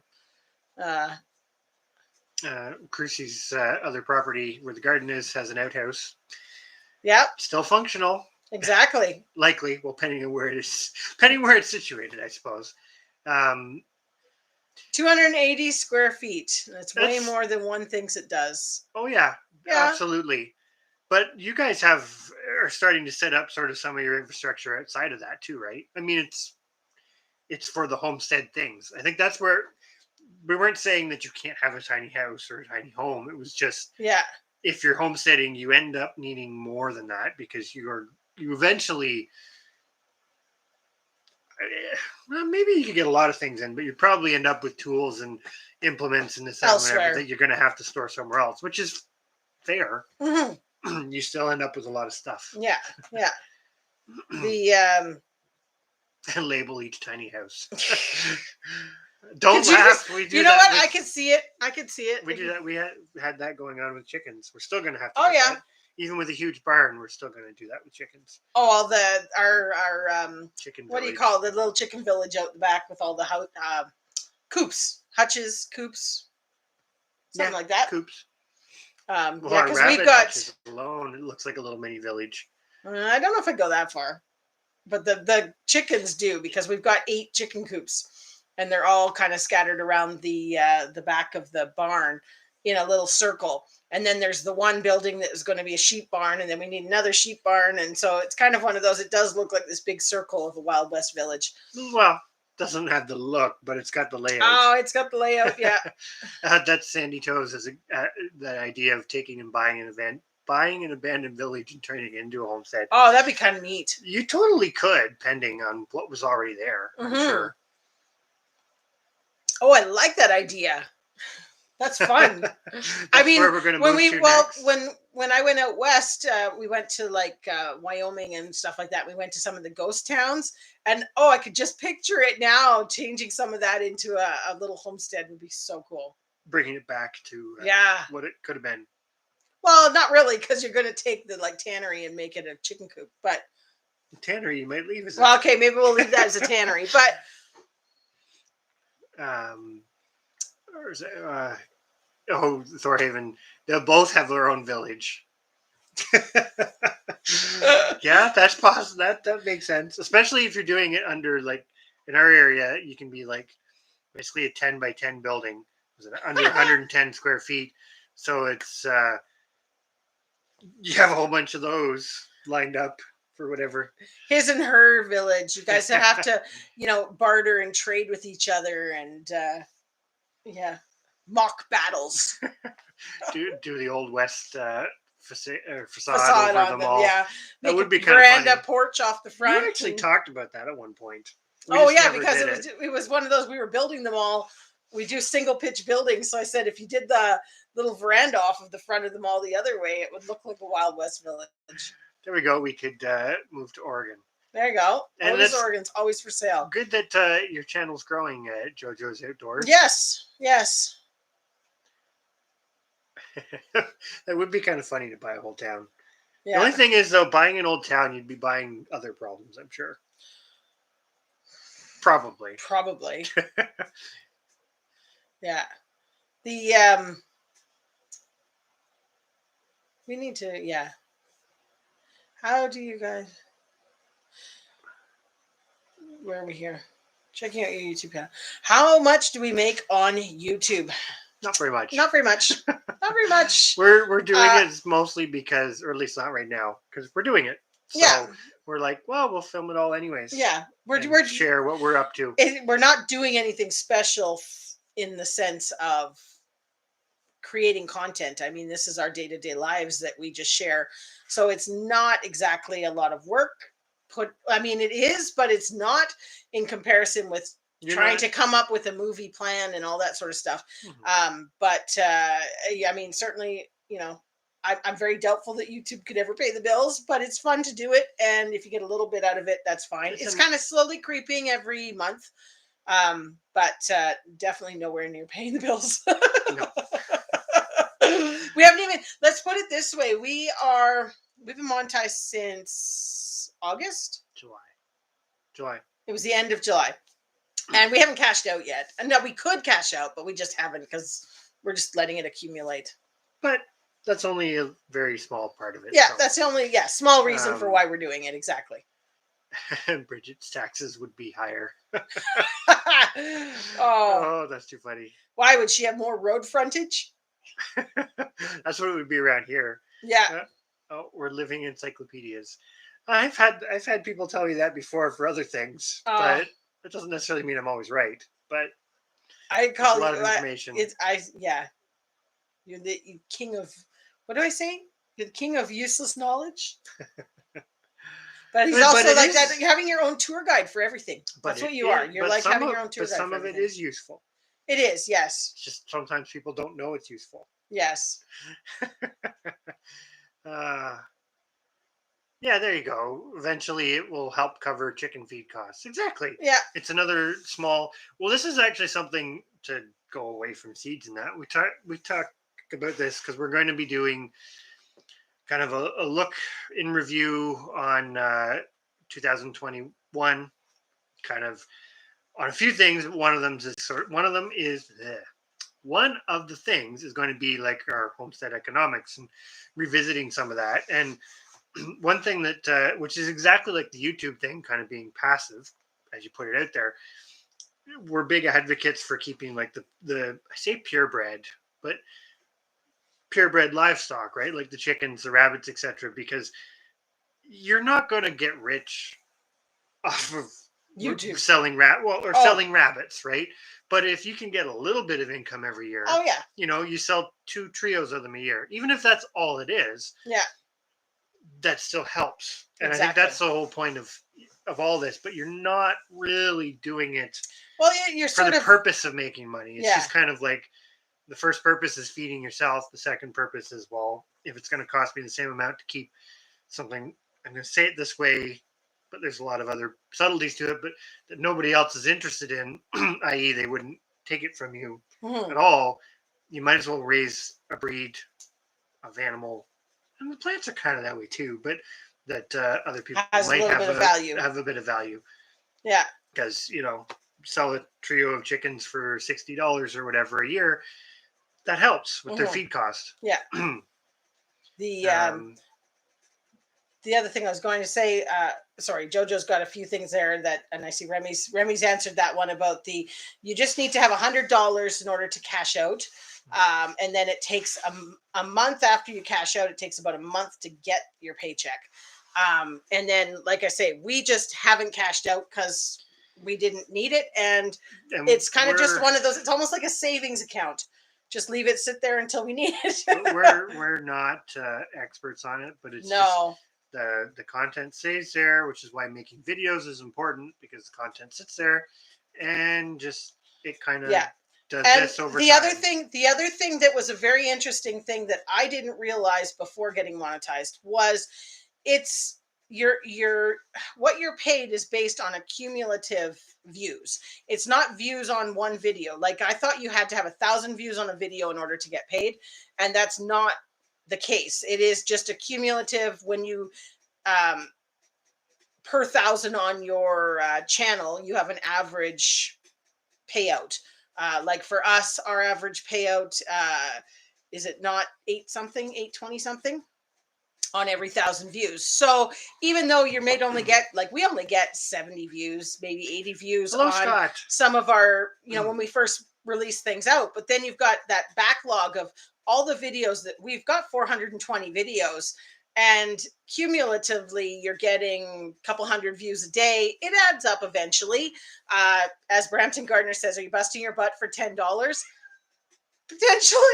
It really seems hit or miss. But that'd be the big thing. If you're already doing it and you just wanted to share what you're doing, I would say to anybody, it doesn't have to be homesteading. We were talking to a friend about another friend who does like small engine stuff or whatever. Film it, put it out there. Why not? If you're already doing it, now to sit down and go, I'm gonna create small engine content for YouTube. I'm picking on that because it's not homesteading at the moment, but that doesn't really make a lot of sense because you're not doing that anyways, I guess. But if you were, go for it. But there was some questions about that, and I was just basically the gist is we have we didn't start the YouTube with the hopes that we were going to get rich and quit our day jobs. That's never been the plan whatsoever. We just wanted an avenue to share our knowledge and hopefully encourage people and guide people somewhat in the importance of filming what I do usually triples the work. Yeah. Oh, that's too funny. Sometimes it does, but it is what it is. I don't know. Everybody's kind of got a little different take on it, I guess, but and that's what Chris Clever said. You never know when something's just going to go. And it seems very if you watch your analytics, it seems like one video one day and then the next day some other video's getting extra views. We've not had a viral video go crazy, but then we just seem to have a good number of videos that just have consistent views. But we'll go back to that, kind of like what Gutenjardin's saying, the income's a bonus. Exactly. Yeah. It's not it's one of the reasons for doing it, but it's not the principal one by any means. We're hoping to fix our cats eventually one day from YouTube. We're saving up our money to feed our YouTube money to have enough funds to fix cats. As we rescue cats, we're going to fix cats. Yeah, Lori's got a great point. If it stops being fun, it stops being worth it. Yeah, exactly.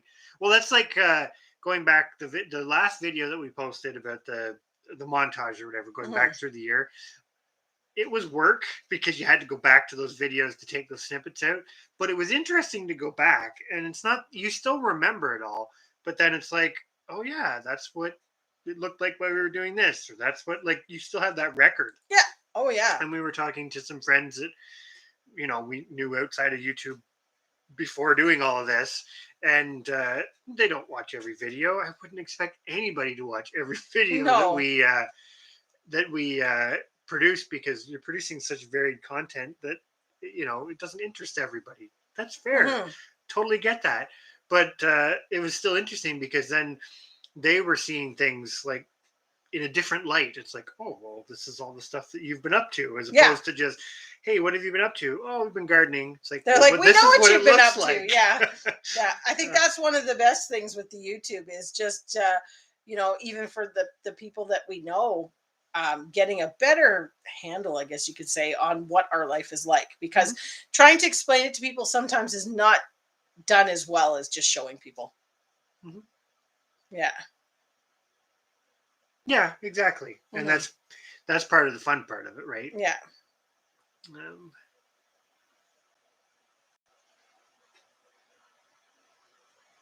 yeah, exactly, Chrissy. If something Yeah. happens, great. If it doesn't, That's what we said. It's just a great, well, and you're building a community. You're meeting great people. And I think going in there with that mindset of I've got to go and I've got to grow and I've got to become something right away would have taken the fun out of it completely for us. We've just done our own thing, done it at our own pace. And if people like it, great. And if they don't, that's okay too, because we're not dependent on it. So we just keep going. And great people like you guys come along for the ride. well, and I think it goes back to the homesteading analogy of like the chickens. You're not making money on chickens unless you're a big industrial chicken farm. And even Yeah. then, that might be questionable whether you're making money unless you're the ones Yeah. who own all this breeding stock. But at the same time, it's kind of like what Joe and Sue are saying. You're trying to be self sufficient, could be saving money, could be having high, better quality food, et cetera, et cetera. And all the little things that you can do could be YouTube, could be keeping the purebred chicken, doesn't matter. Mhm. They just help you do that. Yes. And that's a really good part of it. And the nice part about it is everybody in here can do that. Hmm. We're very similar to Joe and Sue there with we don't really put a lot back into the economy because same thing. We're trying to be as self-sufficient as possible. We try to grow all our own food. We try to. You're always, well, I shouldn't I say know you're you're always. not. You're usually a consumer in some capacity. Oh but yeah, because we it can't do changes. everything. But it changes, right, as to what it is. And Yeah. sometimes that's the whole thing about more local too. If you can put it back into the more local economy, Mhm. that's better. That's Yeah. a really big discussion. Well, we often talk about this with the thing of if we actually wanted to go into YouTube and make money. Chris is very, and James are both very into Lego stuff.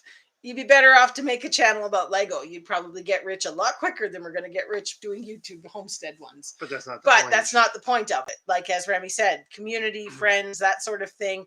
Building a network of people that can help each other out. Well, that's like going right back to and I know not everybody's in Canada, but that's like the seed Yeah. challenge and sharing seeds and this, that, and whatever. Like, that's the point because that's a good example of, because we sort of talk about this a little bit with the community, right? If you're, there is a community, but it works at different levels depending on what it is. Like the seeds we can share them over a vast distance, right? But, and I know they can be shipped outside of the country, but we're also limited in that without doing certain other things to make it happen, we're stuck kind of within Canada. But knowledge, you can share that anywhere in the world.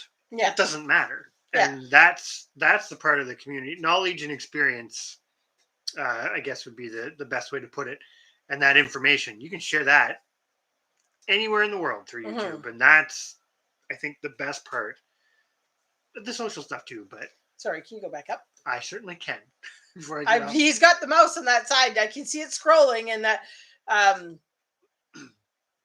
more streams of revenue, the better. Yes, Thorhaven. That's what our thoughts are. And none of them need. The nice thing is when you have like lots of I always get sayings wrong, but lots not of all your eggs in one fingers basket. in a basket, don't put all your eggs in one basket. Fingers in a pie. So if you drop, maybe something.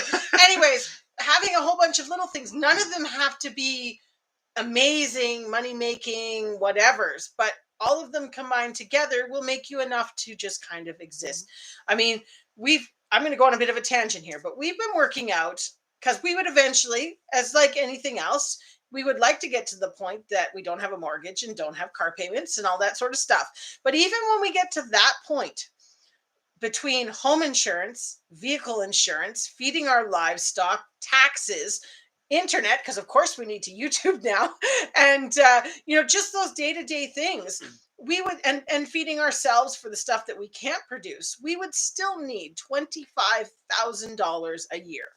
And Canadian, where Canadian. we are. So maybe 18,000 US, and we could live if we had no mortgage, no nothing. And you know that number's also For a family of going 4. to But change yeah, and that's creep inflation and everything else. But I'm just saying, right now with our bills from 2021, we would have needed almost $25,000 to exist and not have the tax man come and not have our animals die of hunger. Assuming everything else was Yeah. And so that is sort of like by calculating out all of this sort of stuff, you have a ballpark idea of what you need to keep your homestead existing. Yes, that's not luxuries. That's not whatever. We eat out once a month, maybe. And that's about it. Stuff like that off eventually. Eventually, but I'm saying we included it in. And it's amazing when you actually work out the numbers and sit there and go, okay, even if I don't have a mortgage, it's not always just the mortgage and that sort of stuff that makes it hard. Figuring out where you can shave off a little bit here, a little bit there. Yeah. But, I'm going to go back up a bit there. We have seen that you started with the quail gardening. Yes. That'll be an interesting experiment for you guys. I hope it goes really well. We did comment on his video on that. So maybe we'll say it here. If anybody's not, well, I guess you wouldn't know if you're seeing it, but we've commented on videos and our comments aren't there. Well, we don't know that for sure. But anyway. Brampton Gardner loves Lego too. Yes. Not going to share that right now. I may have a fabric addiction, but somebody else has a Lego addiction. Oh, it's small. It's small by your standards. A Lego homestead. There you go. Build all your outbuildings for all your storage, all your 10x10s out of Lego. No. If you're going to do that, you should really get the kids like the bigger, what are they, Blueco blocks or whatever? Duplo, because it would get bigger faster. Oh.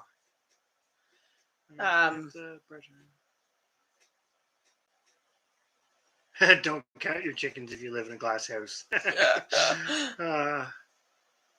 Almost a cent per second. Is that what it works out to with the number you gave? Maybe. I don't know. I haven't gotten it broke down to that. Ton of bills.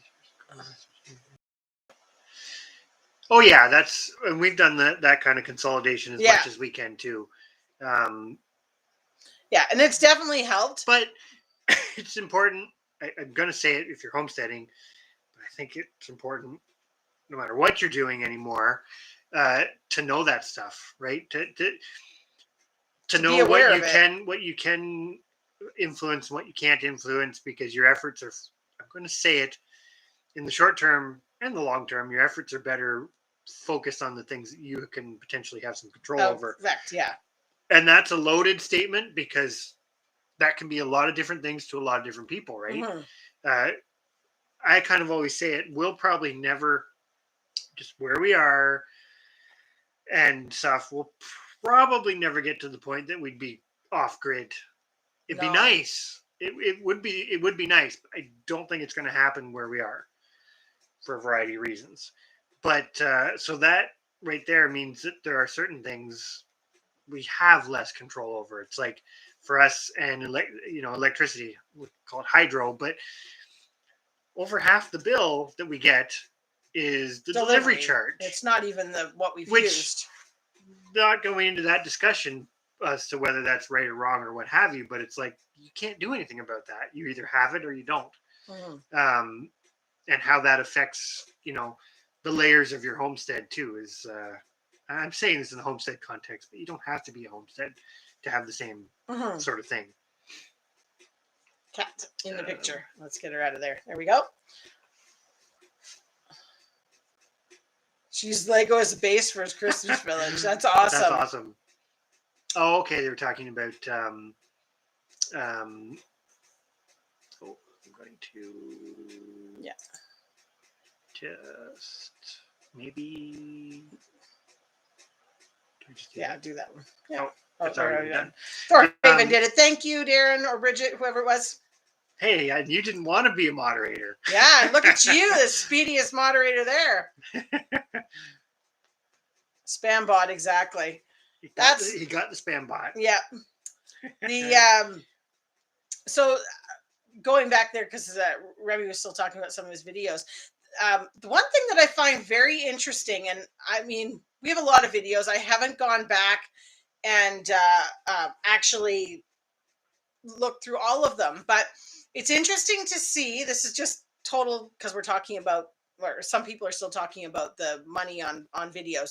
Is depending where your viewers are based on that video, it's amazing to watch your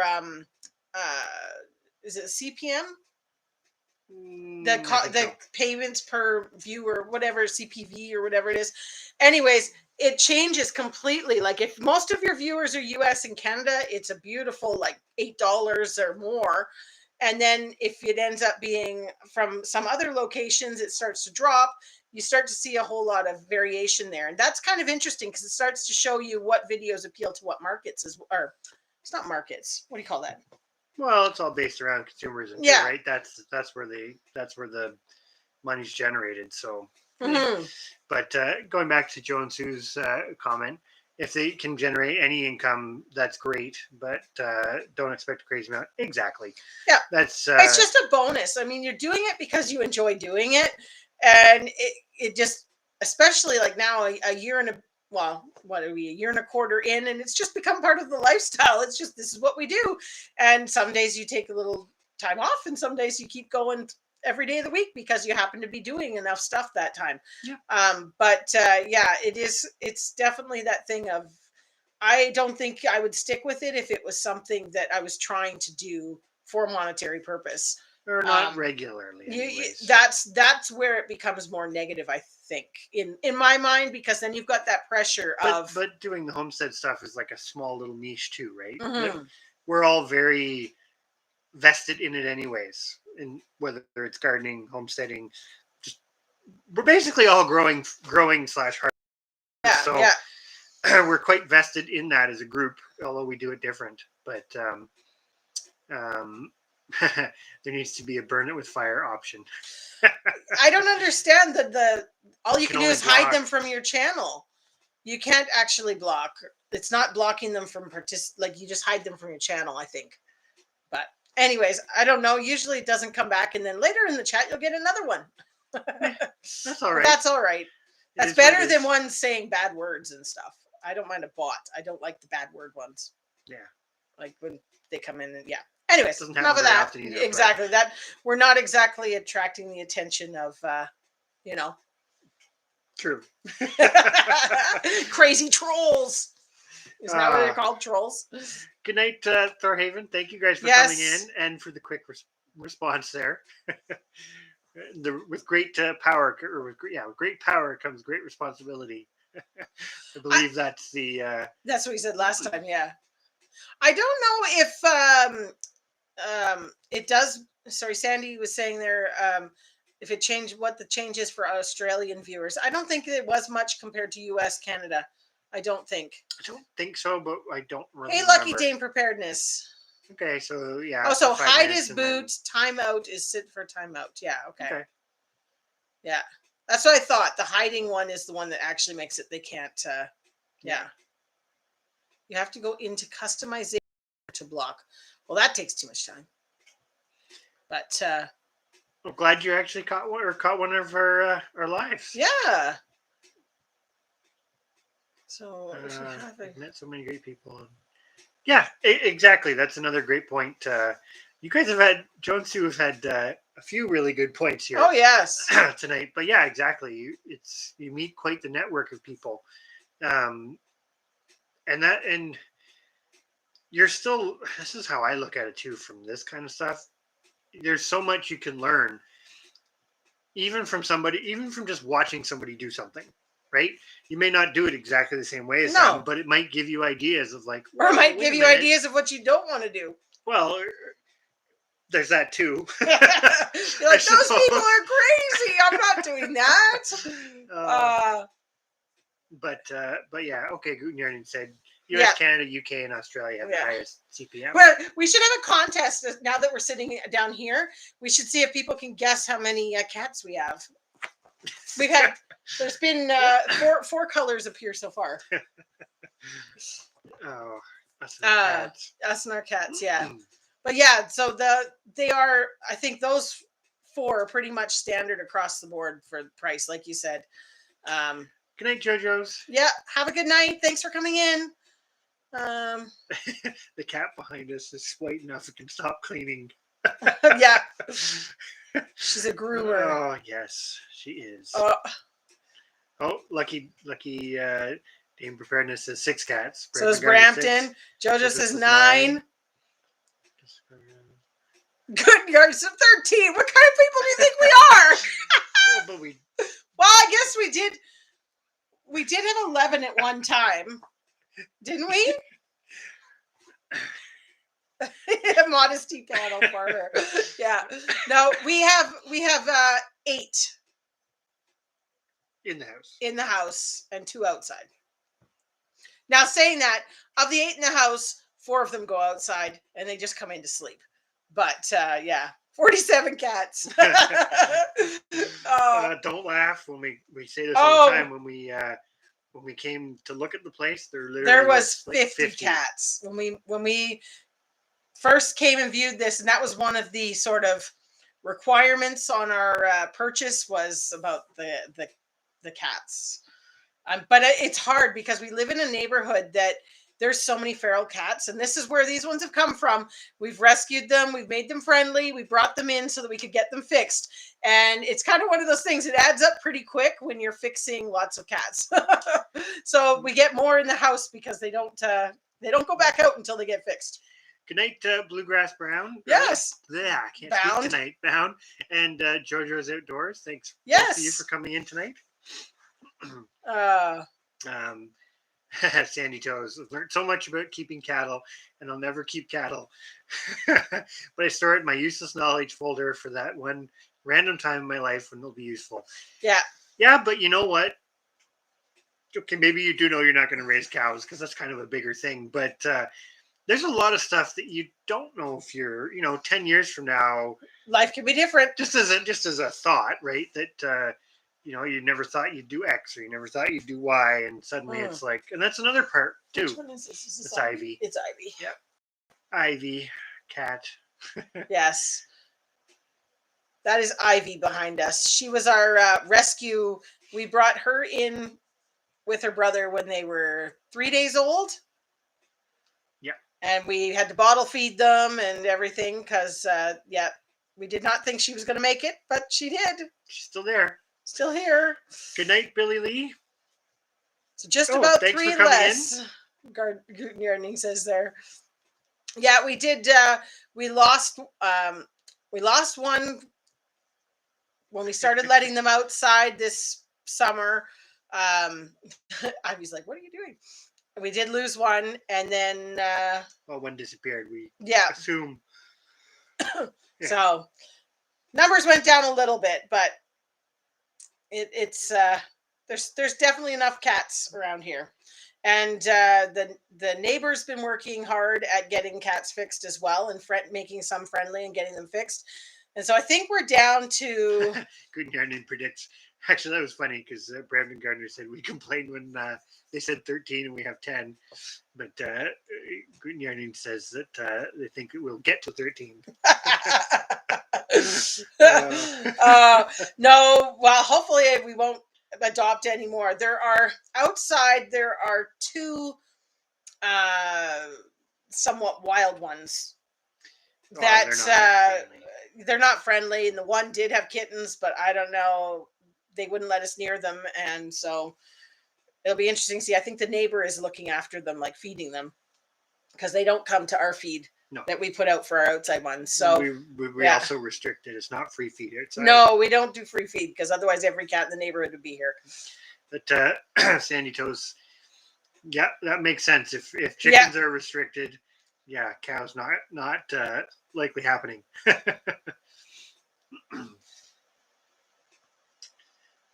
It is. I will say, we'll get to 13. And I totally get it because, like Laurie's saying, you're not allowed animals except for pets, which does make sense in your situation for sure.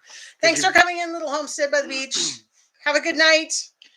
Oh, we'll probably have to go sooner than later too, because work world is back. Sandy Toes has classified their quail as pets. Yeah.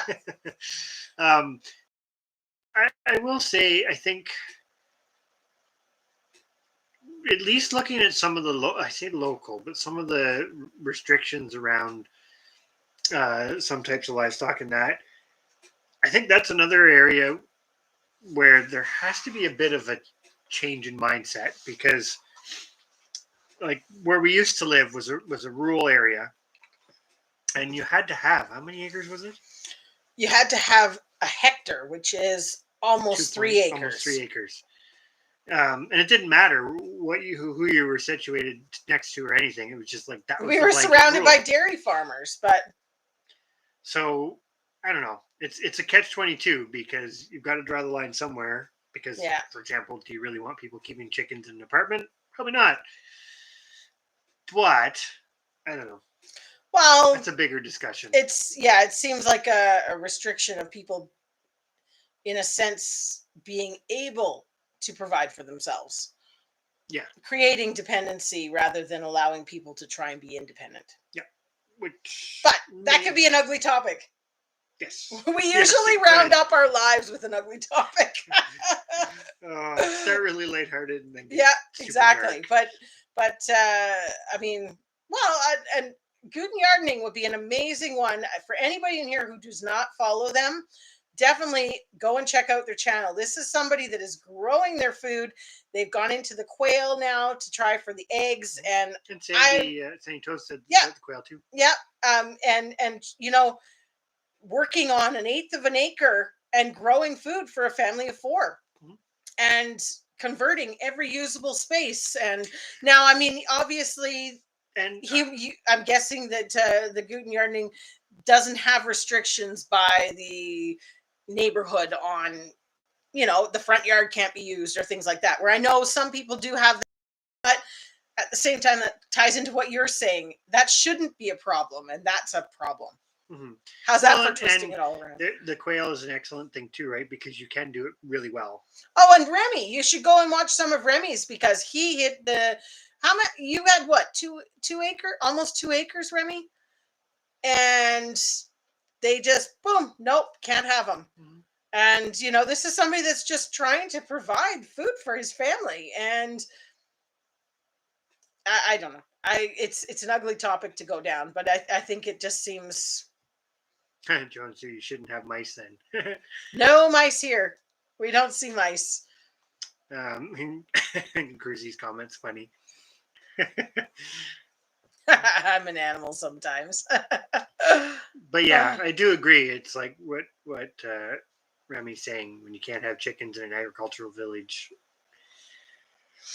Yeah, he priorities are a little out of line there, but not I'll pick on when you get that situation where you're in a little hamlet and behind you is a big farm, and that big farm has chickens and cows and whatever, yet you're on your little plot and can't have it. It seems ridiculous, because the environment is already noise polluted, poop polluted, whatever, so it doesn't matter. And I don't view it as pollution, but I'm just saying that's their argument. To some people, that it's noise pollution. Roosters are noise pollution, just like dogs, just like, you know. Oh, you can, yeah. I won't get into the technical aspect of some of that, at least in our area. But no, that's awesome. Sandy Toes got 4 this past week, so you're quite new into it as well. I definitely, for us, the quail don't make sense because we can have the chickens, but if we couldn't.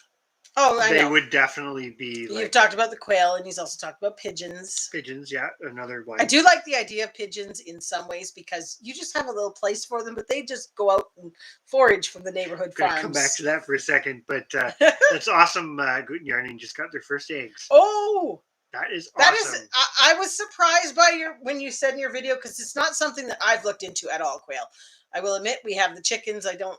Think about them. You have, but when you mentioned that, what was it, 40 days and they would be laying? Was it 40 days? Something. I was just like, what? So that's amazing that you've already got the eggs coming in. That's awesome.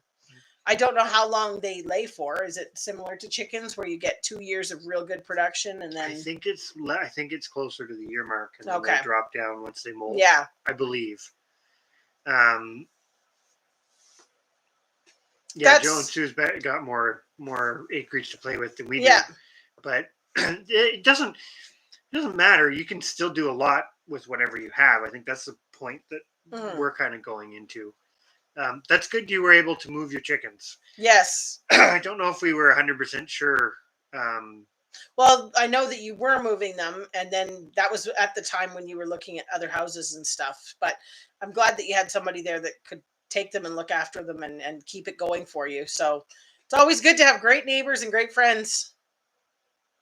Good night, Chris's Clever Craft. Thanks for coming Yes, in as thank always. you. Um, yeah, I could totally appreciate that kind of going from not having too much in the way of restrictions to having to deal with it. I imagine I don't know your situation, Sandy Toes, exactly, but I imagine you could probably get away with a few quail. Quail, yeah, yeah, quail mature very fast. Yeah, yeah, that's what Guten was saying there. Yeah, they got them on the 22nd of December, and they were 3 weeks old. So that's a week and a half ago. So that's only 30. Oh God, my math is off tonight. But what, 35 days? That's crazy fast to be then getting eggs. Mm-hmm. Wow. Okay, that's kind of neat. So, Chrissy, for us with the chickens, it's not super linear. It depends. We do usually, so if we have birds that started laying, say this year, and they'll either lay or produce off like go broody. We usually kind of midsummer clean out the coop a little bit, some of the older ones, but it depends. For us, just because they're not exceptional layer, if they were really good at brooding chicks and stuff, good mothers, that they tend to stay a lot longer. Yeah, and we even find we've had some that, cut for 2 years, they're really good moms, and then they kind of just don't do it anymore, but they still lay. Yeah, it's very all over the place. We find. Same to you, Bev. Happy New Year. Thank you for popping in. I think that the big thing that I gathered from that was, do they end up as in the pot? And yes, essentially, some of our birds do end up being with us for 5, 6, even 7 years. And at that point, they just live out their days because they've earned it. But we tend to rotate out. Most of our chickens don't stay much past 3 years old, and they would just become stew pot or cat food. The roosters are cat food because they're not. Yeah, the roosters, but the hens tend to just become stew pot. Old hens are still fine for boil down in the pot and make stew. And we often find that if you take out the breast meat and that, it's still fantastic, and we just boil up the rest for broth and everything else. But I there was 2 answers to that because I wasn't sure which way it was going, but essentially not wasted. They're still consumed, still used.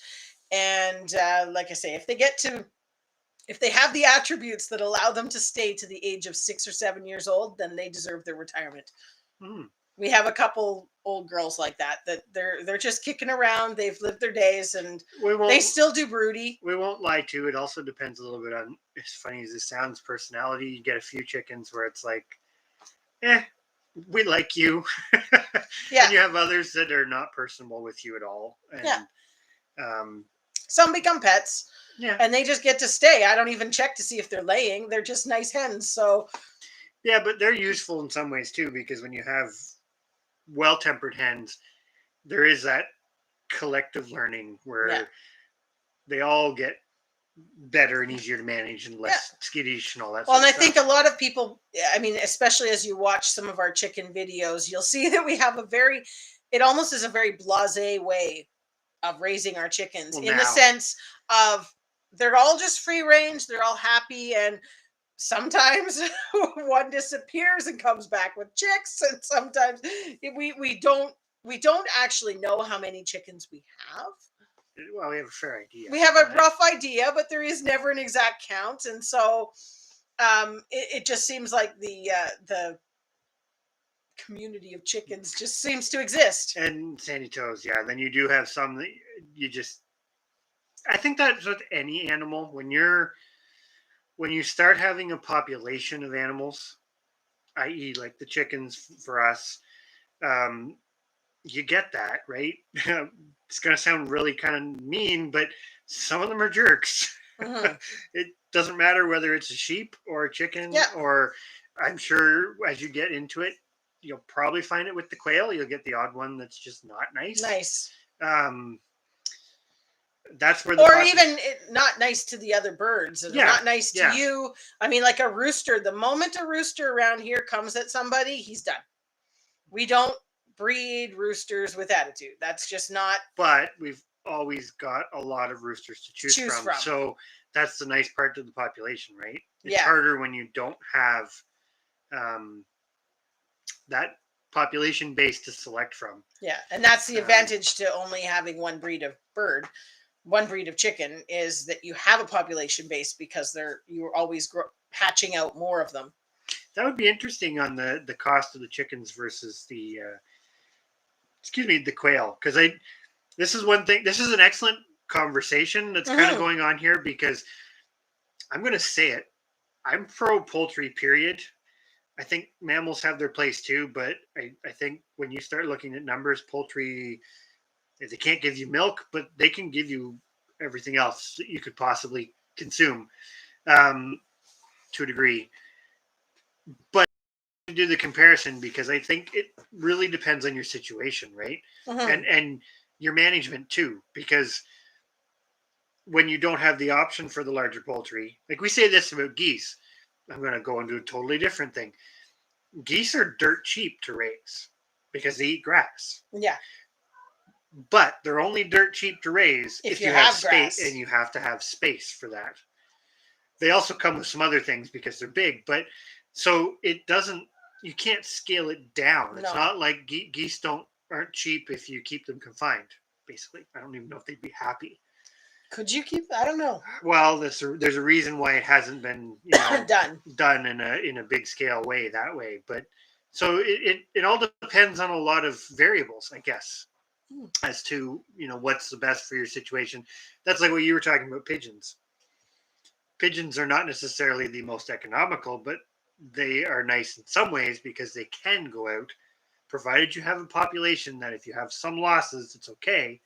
They can go out and get their own food. Yeah. Which is similar to like what I'm saying about the geese.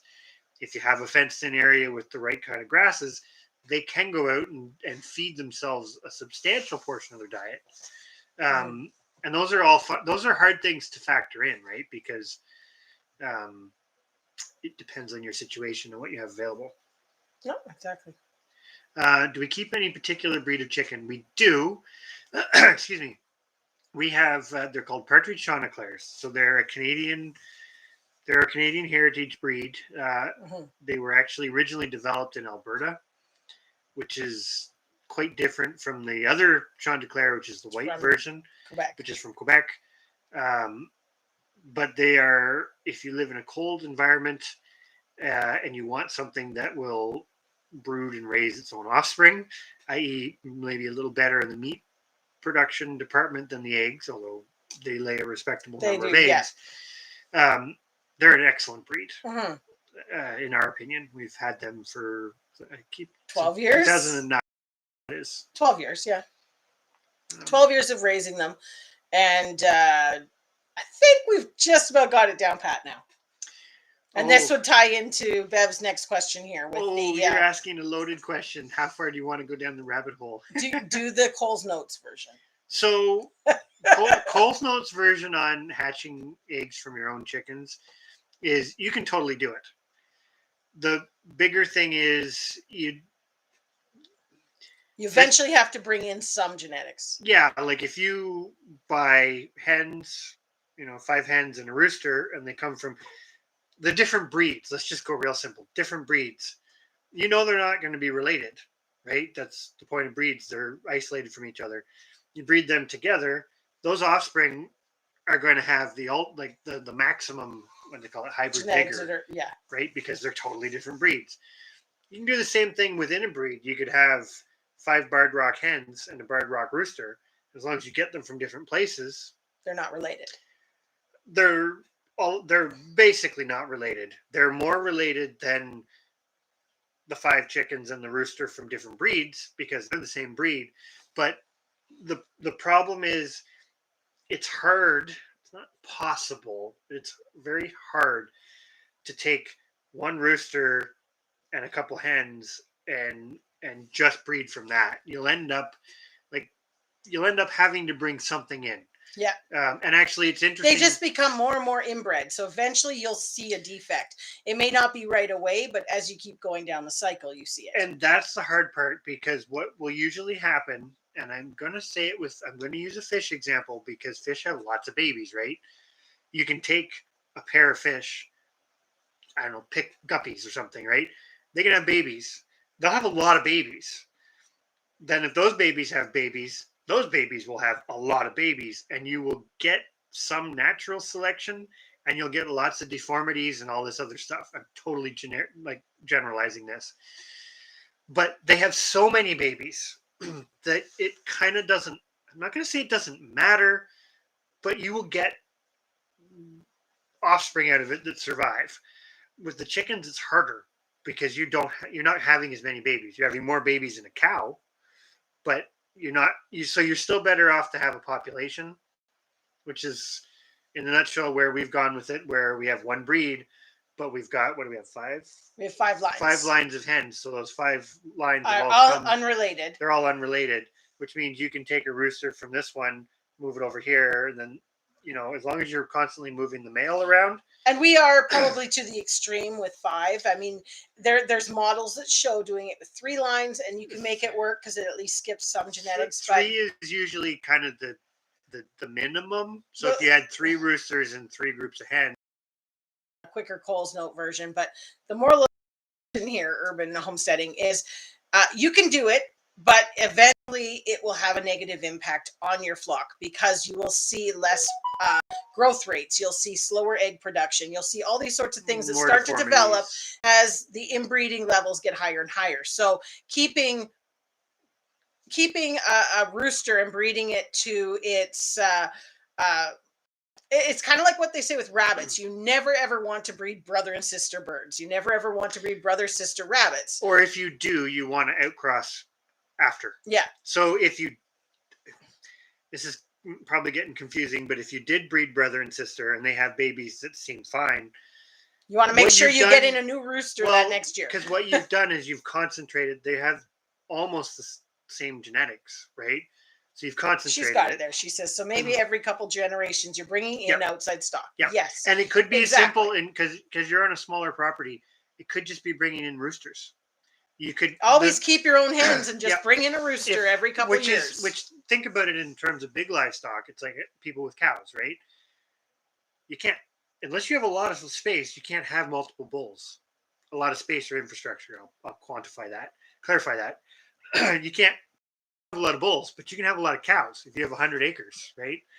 So you keep your diversity in your females, but what a lot of people who have cattle do, they always have to bring in new ones, right? To replace, to keep that diversity going.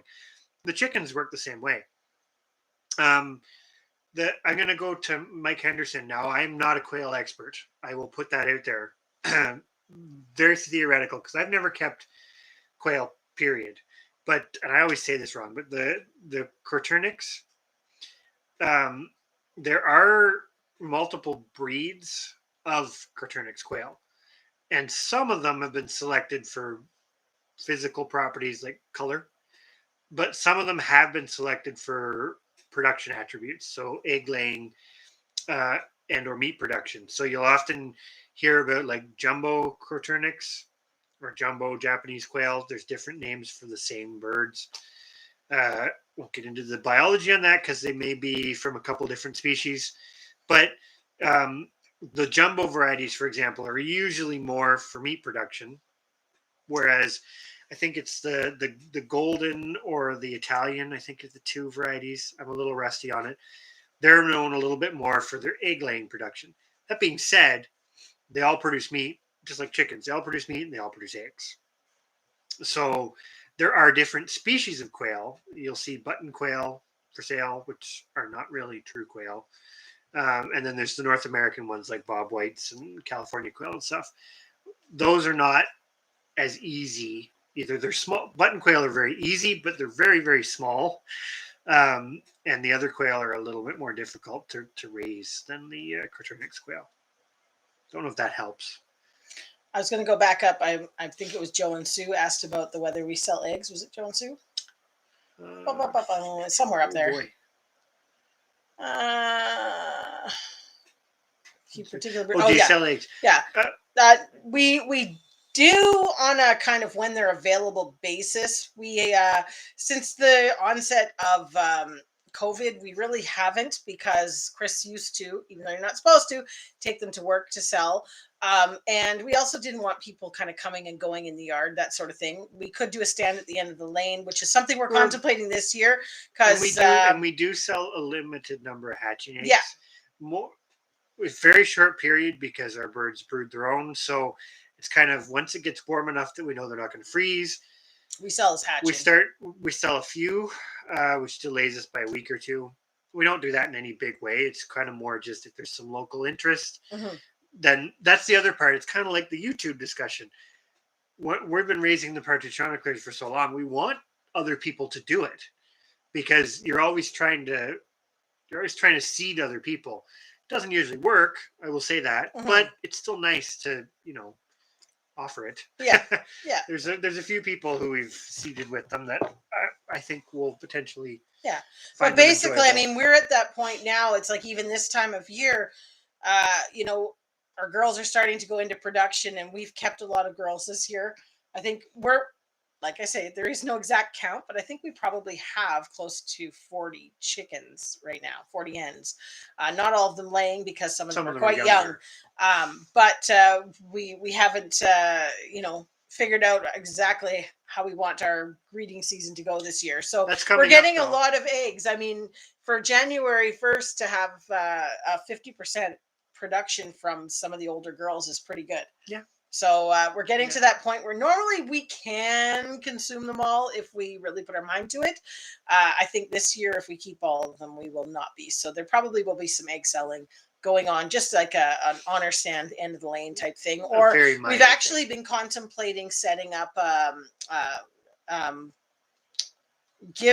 what was it? What did I say?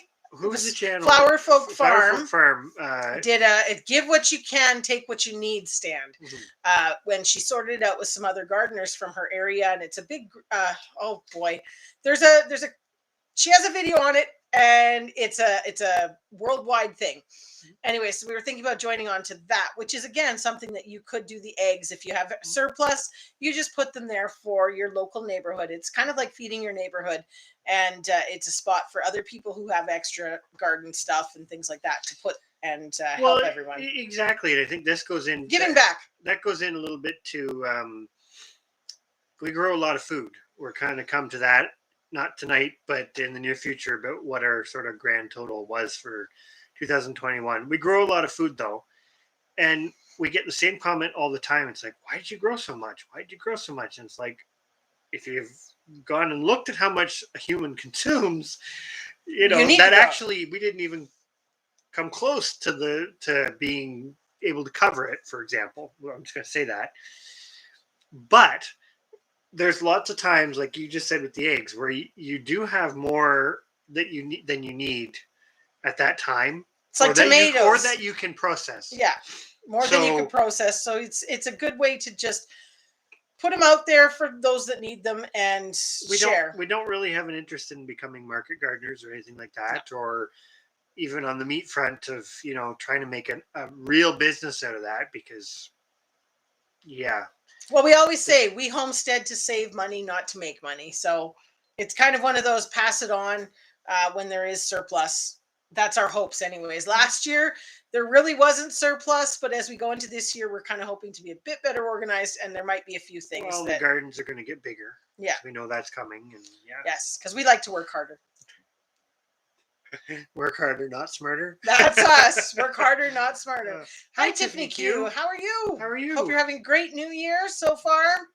Hopefully, I know we're only like everybody is. 4 days in, but but the first night, Chrissy. Thank you so much for sticking with us. Oh yeah, we've been on as Tinker's wife said, we've been on for over 2 hours now. Yeah.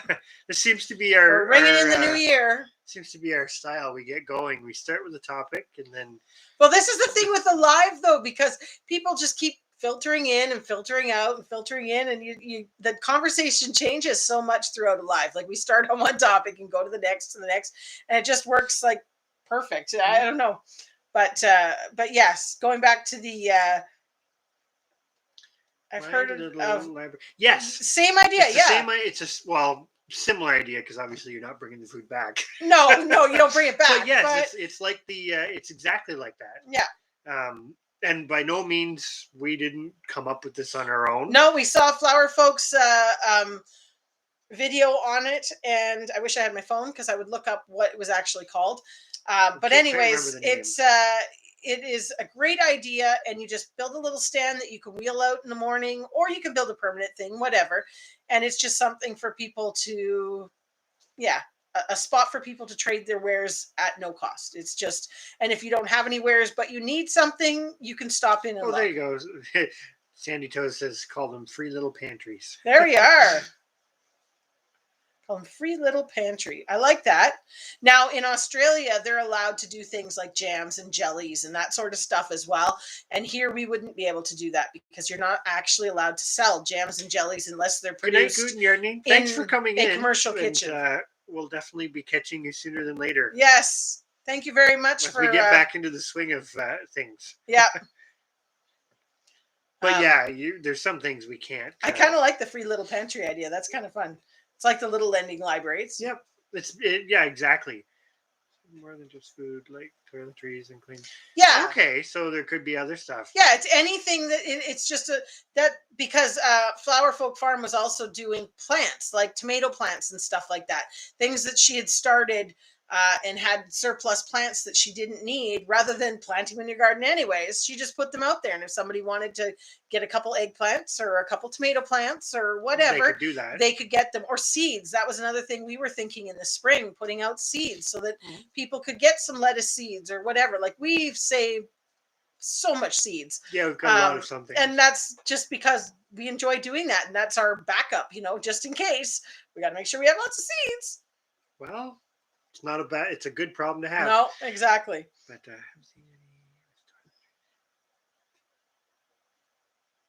I think it'll be interesting to try where we are. Definitely something we're going to make happen. Mm-hmm. Probably are going to do a video sort of talking about it at some point. We do have to go back and look at some of the finer details on how we're going to do it. We've got to build ourselves some kind of a stand. Well, and it's like Tinker's wife saying, it'd be awfully hard to do that if you were in a city. Like our little village, our hamlet, I guess you could call it here. Oh yeah, it's not like a village. We have, we haven't really showcased too much about our property, but we only have 50 feet of road frontage. It's basically our driveway, and you go back, and then our property opens up behind people's houses. So we actually are on a little, it's called, it's a little town, and it's got a little hamlet, and it's got maybe what? In the whole vicinity? Maybe 30. 30 if you go right down to the ponies. Right? In the far end. So you might have 30, but it's a nice little spot. People are slowing down, and there's, it's nice to develop that community feel to it. So I'm kind of hoping, and there are a couple other people that garden as well that might get on board with putting some extras in the stand. Anyways, just something that we're going to try with, because I think it was really nice, her ways of giving back to the community and passing on the knowledge that she's gained. Sometimes she's at the stand and she shares about gardening or things like that, and the seed sharing all fits into that. I think it would be a great idea. Well, that's basically like what Joe and Sue's saying. If you have extra, you share it or trade it or what have you. And Tiffany Hughes, the local university, has a agricultural program. They actually donate seeds. That's neat to the libraries. That is neat. That's really cool. Actually, that's a neat idea.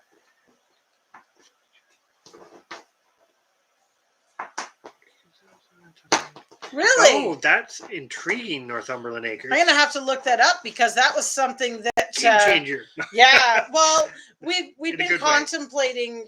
Now it'd be interesting to see if they actually stick with that and all that sort of stuff. But I would be curious to look up a little bit more on that because that's something I've always shied away from because I've heard horror stories of people getting nailed for selling stuff that's not been done in a commercial kitchen, and it can destroy you pretty quick if somebody sues you. So it was always one of those, nope, not going to bother. Oh, I'm not going down that road, but that's really the big change now, right? When you get nostalgic about things, not even that long ago, it's like we've entered the age of liability for everything. But discussion I'm going to get into right now. No. So did you? Because you were moving, Tinker's wife. You were moving. This is terrible because you probably have already. But did you find? Because I know you'd sold your place. Have you moved to a new property? This will show how far behind we are in videos Oh, I know, because we have just been. Well, we've been a little bit out of touch with a lot of people lately, so I apologize. I should know the answer.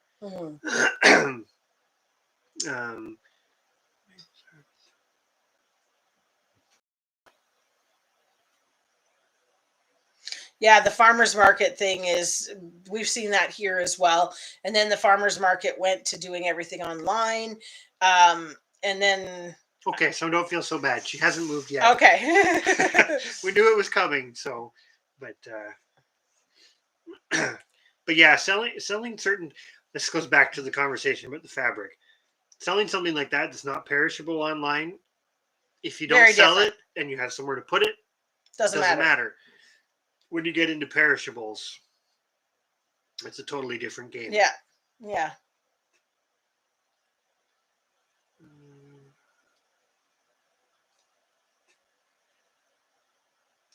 Okay, so yeah, she hasn't done an update yet. So it's not just us. Well, we try to follow. We've tried, and the one thing that I will say that's terrible is when you follow a lot of channels, and sometimes you only have time to sit down and watch 2 or 3 videos in a day. You tend to just scroll through. I scroll down. I do the whole like going, okay. You click on your subscription button and you just start scrolling, and you end up missing stuff because not everybody posts every day or every couple days. And so I need to start adopting. I was going to, Carla from Living a Rogue Life, she does this, put a name in a hat, and you, not a name, but a channel in a hat, and you pull it out, and that's what channel you catch up on that day. Because sometimes that's all you can do. So if you have 200 and some channels, you just pick one from the hat and you watch it until you watch enough to be caught up, and then move on to the next one. Okay, so she's no longer in the house, but still looking at renting sort of short term. Okay. That makes sense. that hunt for a spot to call home can be very difficult. It can be difficult, or it can happen like that. It's kind of one of those. Yeah. One of those things.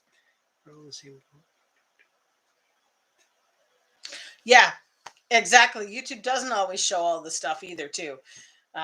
It's kind of one of those things. There's so many little funny things that the YouTube does. It's not even magical algorithm. I'm sure, whatever. I don't know. But I'm sure the vast majority of it's not on purpose. It's just it's just errors by whatever, right?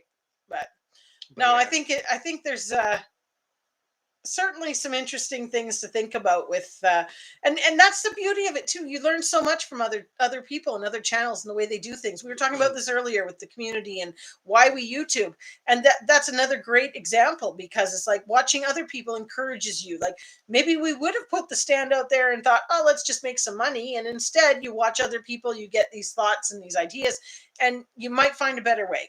And for us, we just came to the conclusion that this was the better way, because it wasn't supposed to be about making money on the homestead. It was just saving money. So I think it will be a very interesting way to go forward with it. Oh, absolutely. And if Northumberland Acres is correct on the less strict rules, that's very interesting on the jams, jellies, and that side of things. Because and this is not advice by any means, but we've kind of always said that when it comes to like jams and jellies.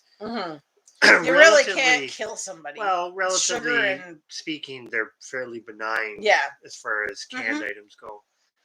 But going down that line, Soap was another thing. Homemade soap. It was supposed to be made in a commercial kitchen. It had to be done. All that sort of stuff, because it was basically a pair. But yeah, I am going to go back to Tiffany Q's one thing about bartering. Yeah, you're right, because can I steal your water? Actually, Mm-hmm. I drank all mine.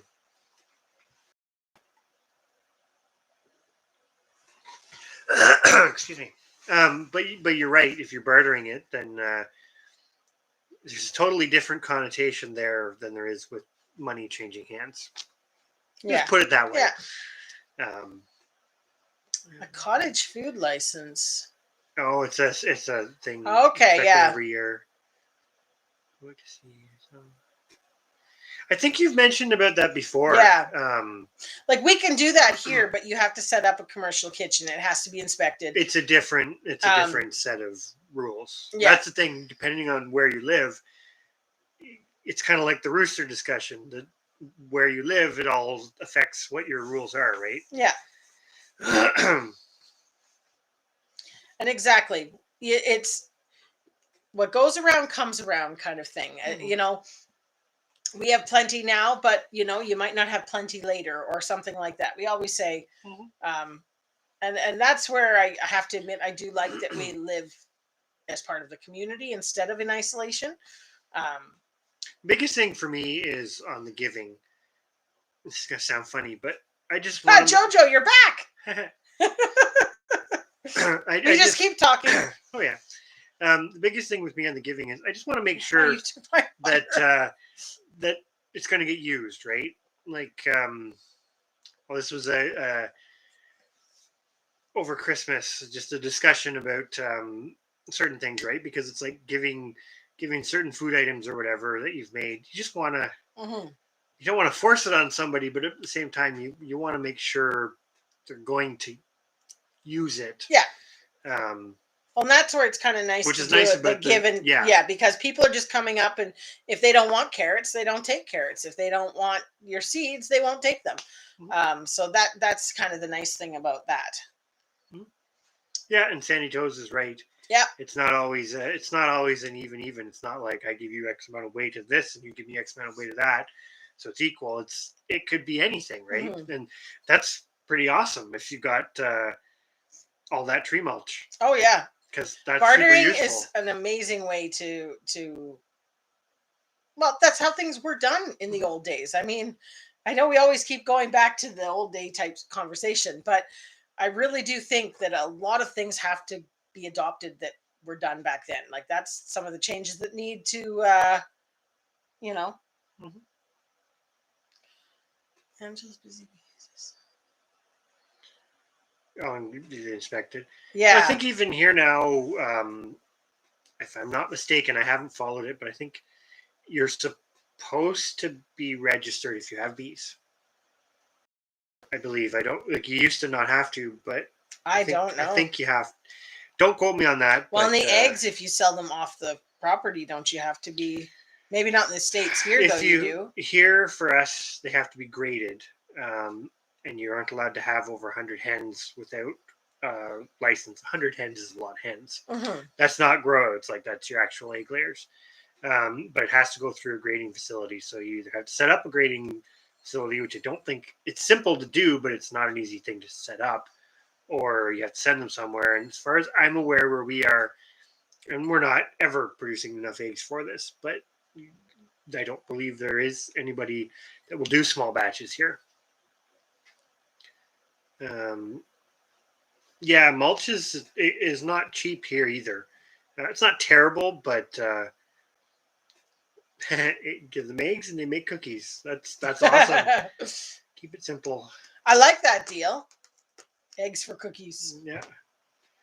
And keep it simple. In the old days, keep it as simple as possible. Yep.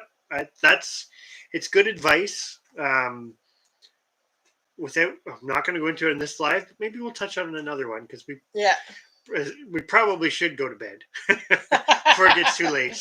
But sometimes it's relearning the simple, right? Because things were done a certain way. Simple's been forgotten. Yeah, it's for some things it had totally. For a lot of things, simple has been forgotten. Yeah. The dog fell asleep on your PC. Hopefully he didn't go into any sites he shouldn't have.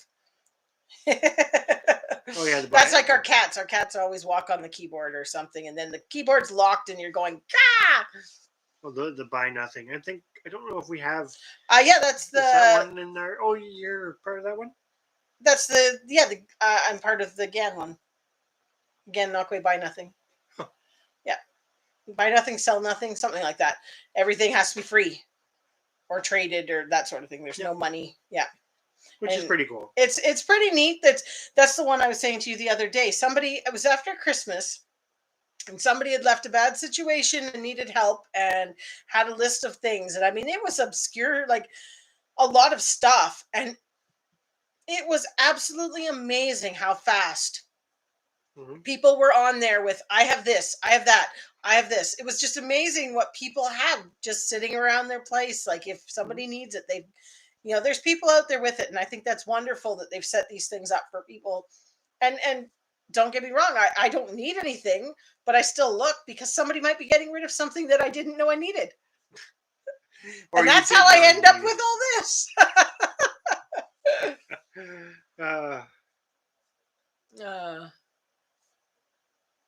No, it's all really good food for thought and really good discussion. So watch this space because that'll be something everybody in here is getting a sneak peek at, but we will be moving forward with. That's a lot for a 15-pound bag of tree mulch. 15 to $20. Wow. Oh, that's Australian. I don't know what that converts to Canadian. I've never actually looked up what Australian dollar is to Canadian dollar. I don't know off the top of my head, but still. I'm sure it's still a lot.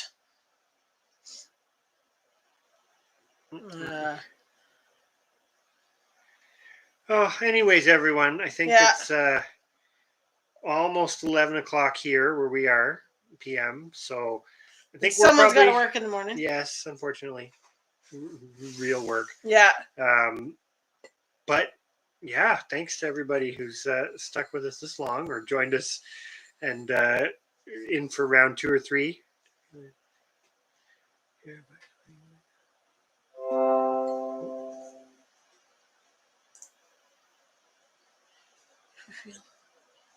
Sorry, we're reading the things there. Okay, around $13. Okay. Yeah, that's a little more. That's still pretty steep. Yep. A little bit. We've taken to buying it by the truckload now because that's a lot cheaper. Yeah. Like to get a ton at a time kind of thing is a lot cheaper. But you have to. But it'd be nicer if it was free or you could trade for it. Yep. But absolutely.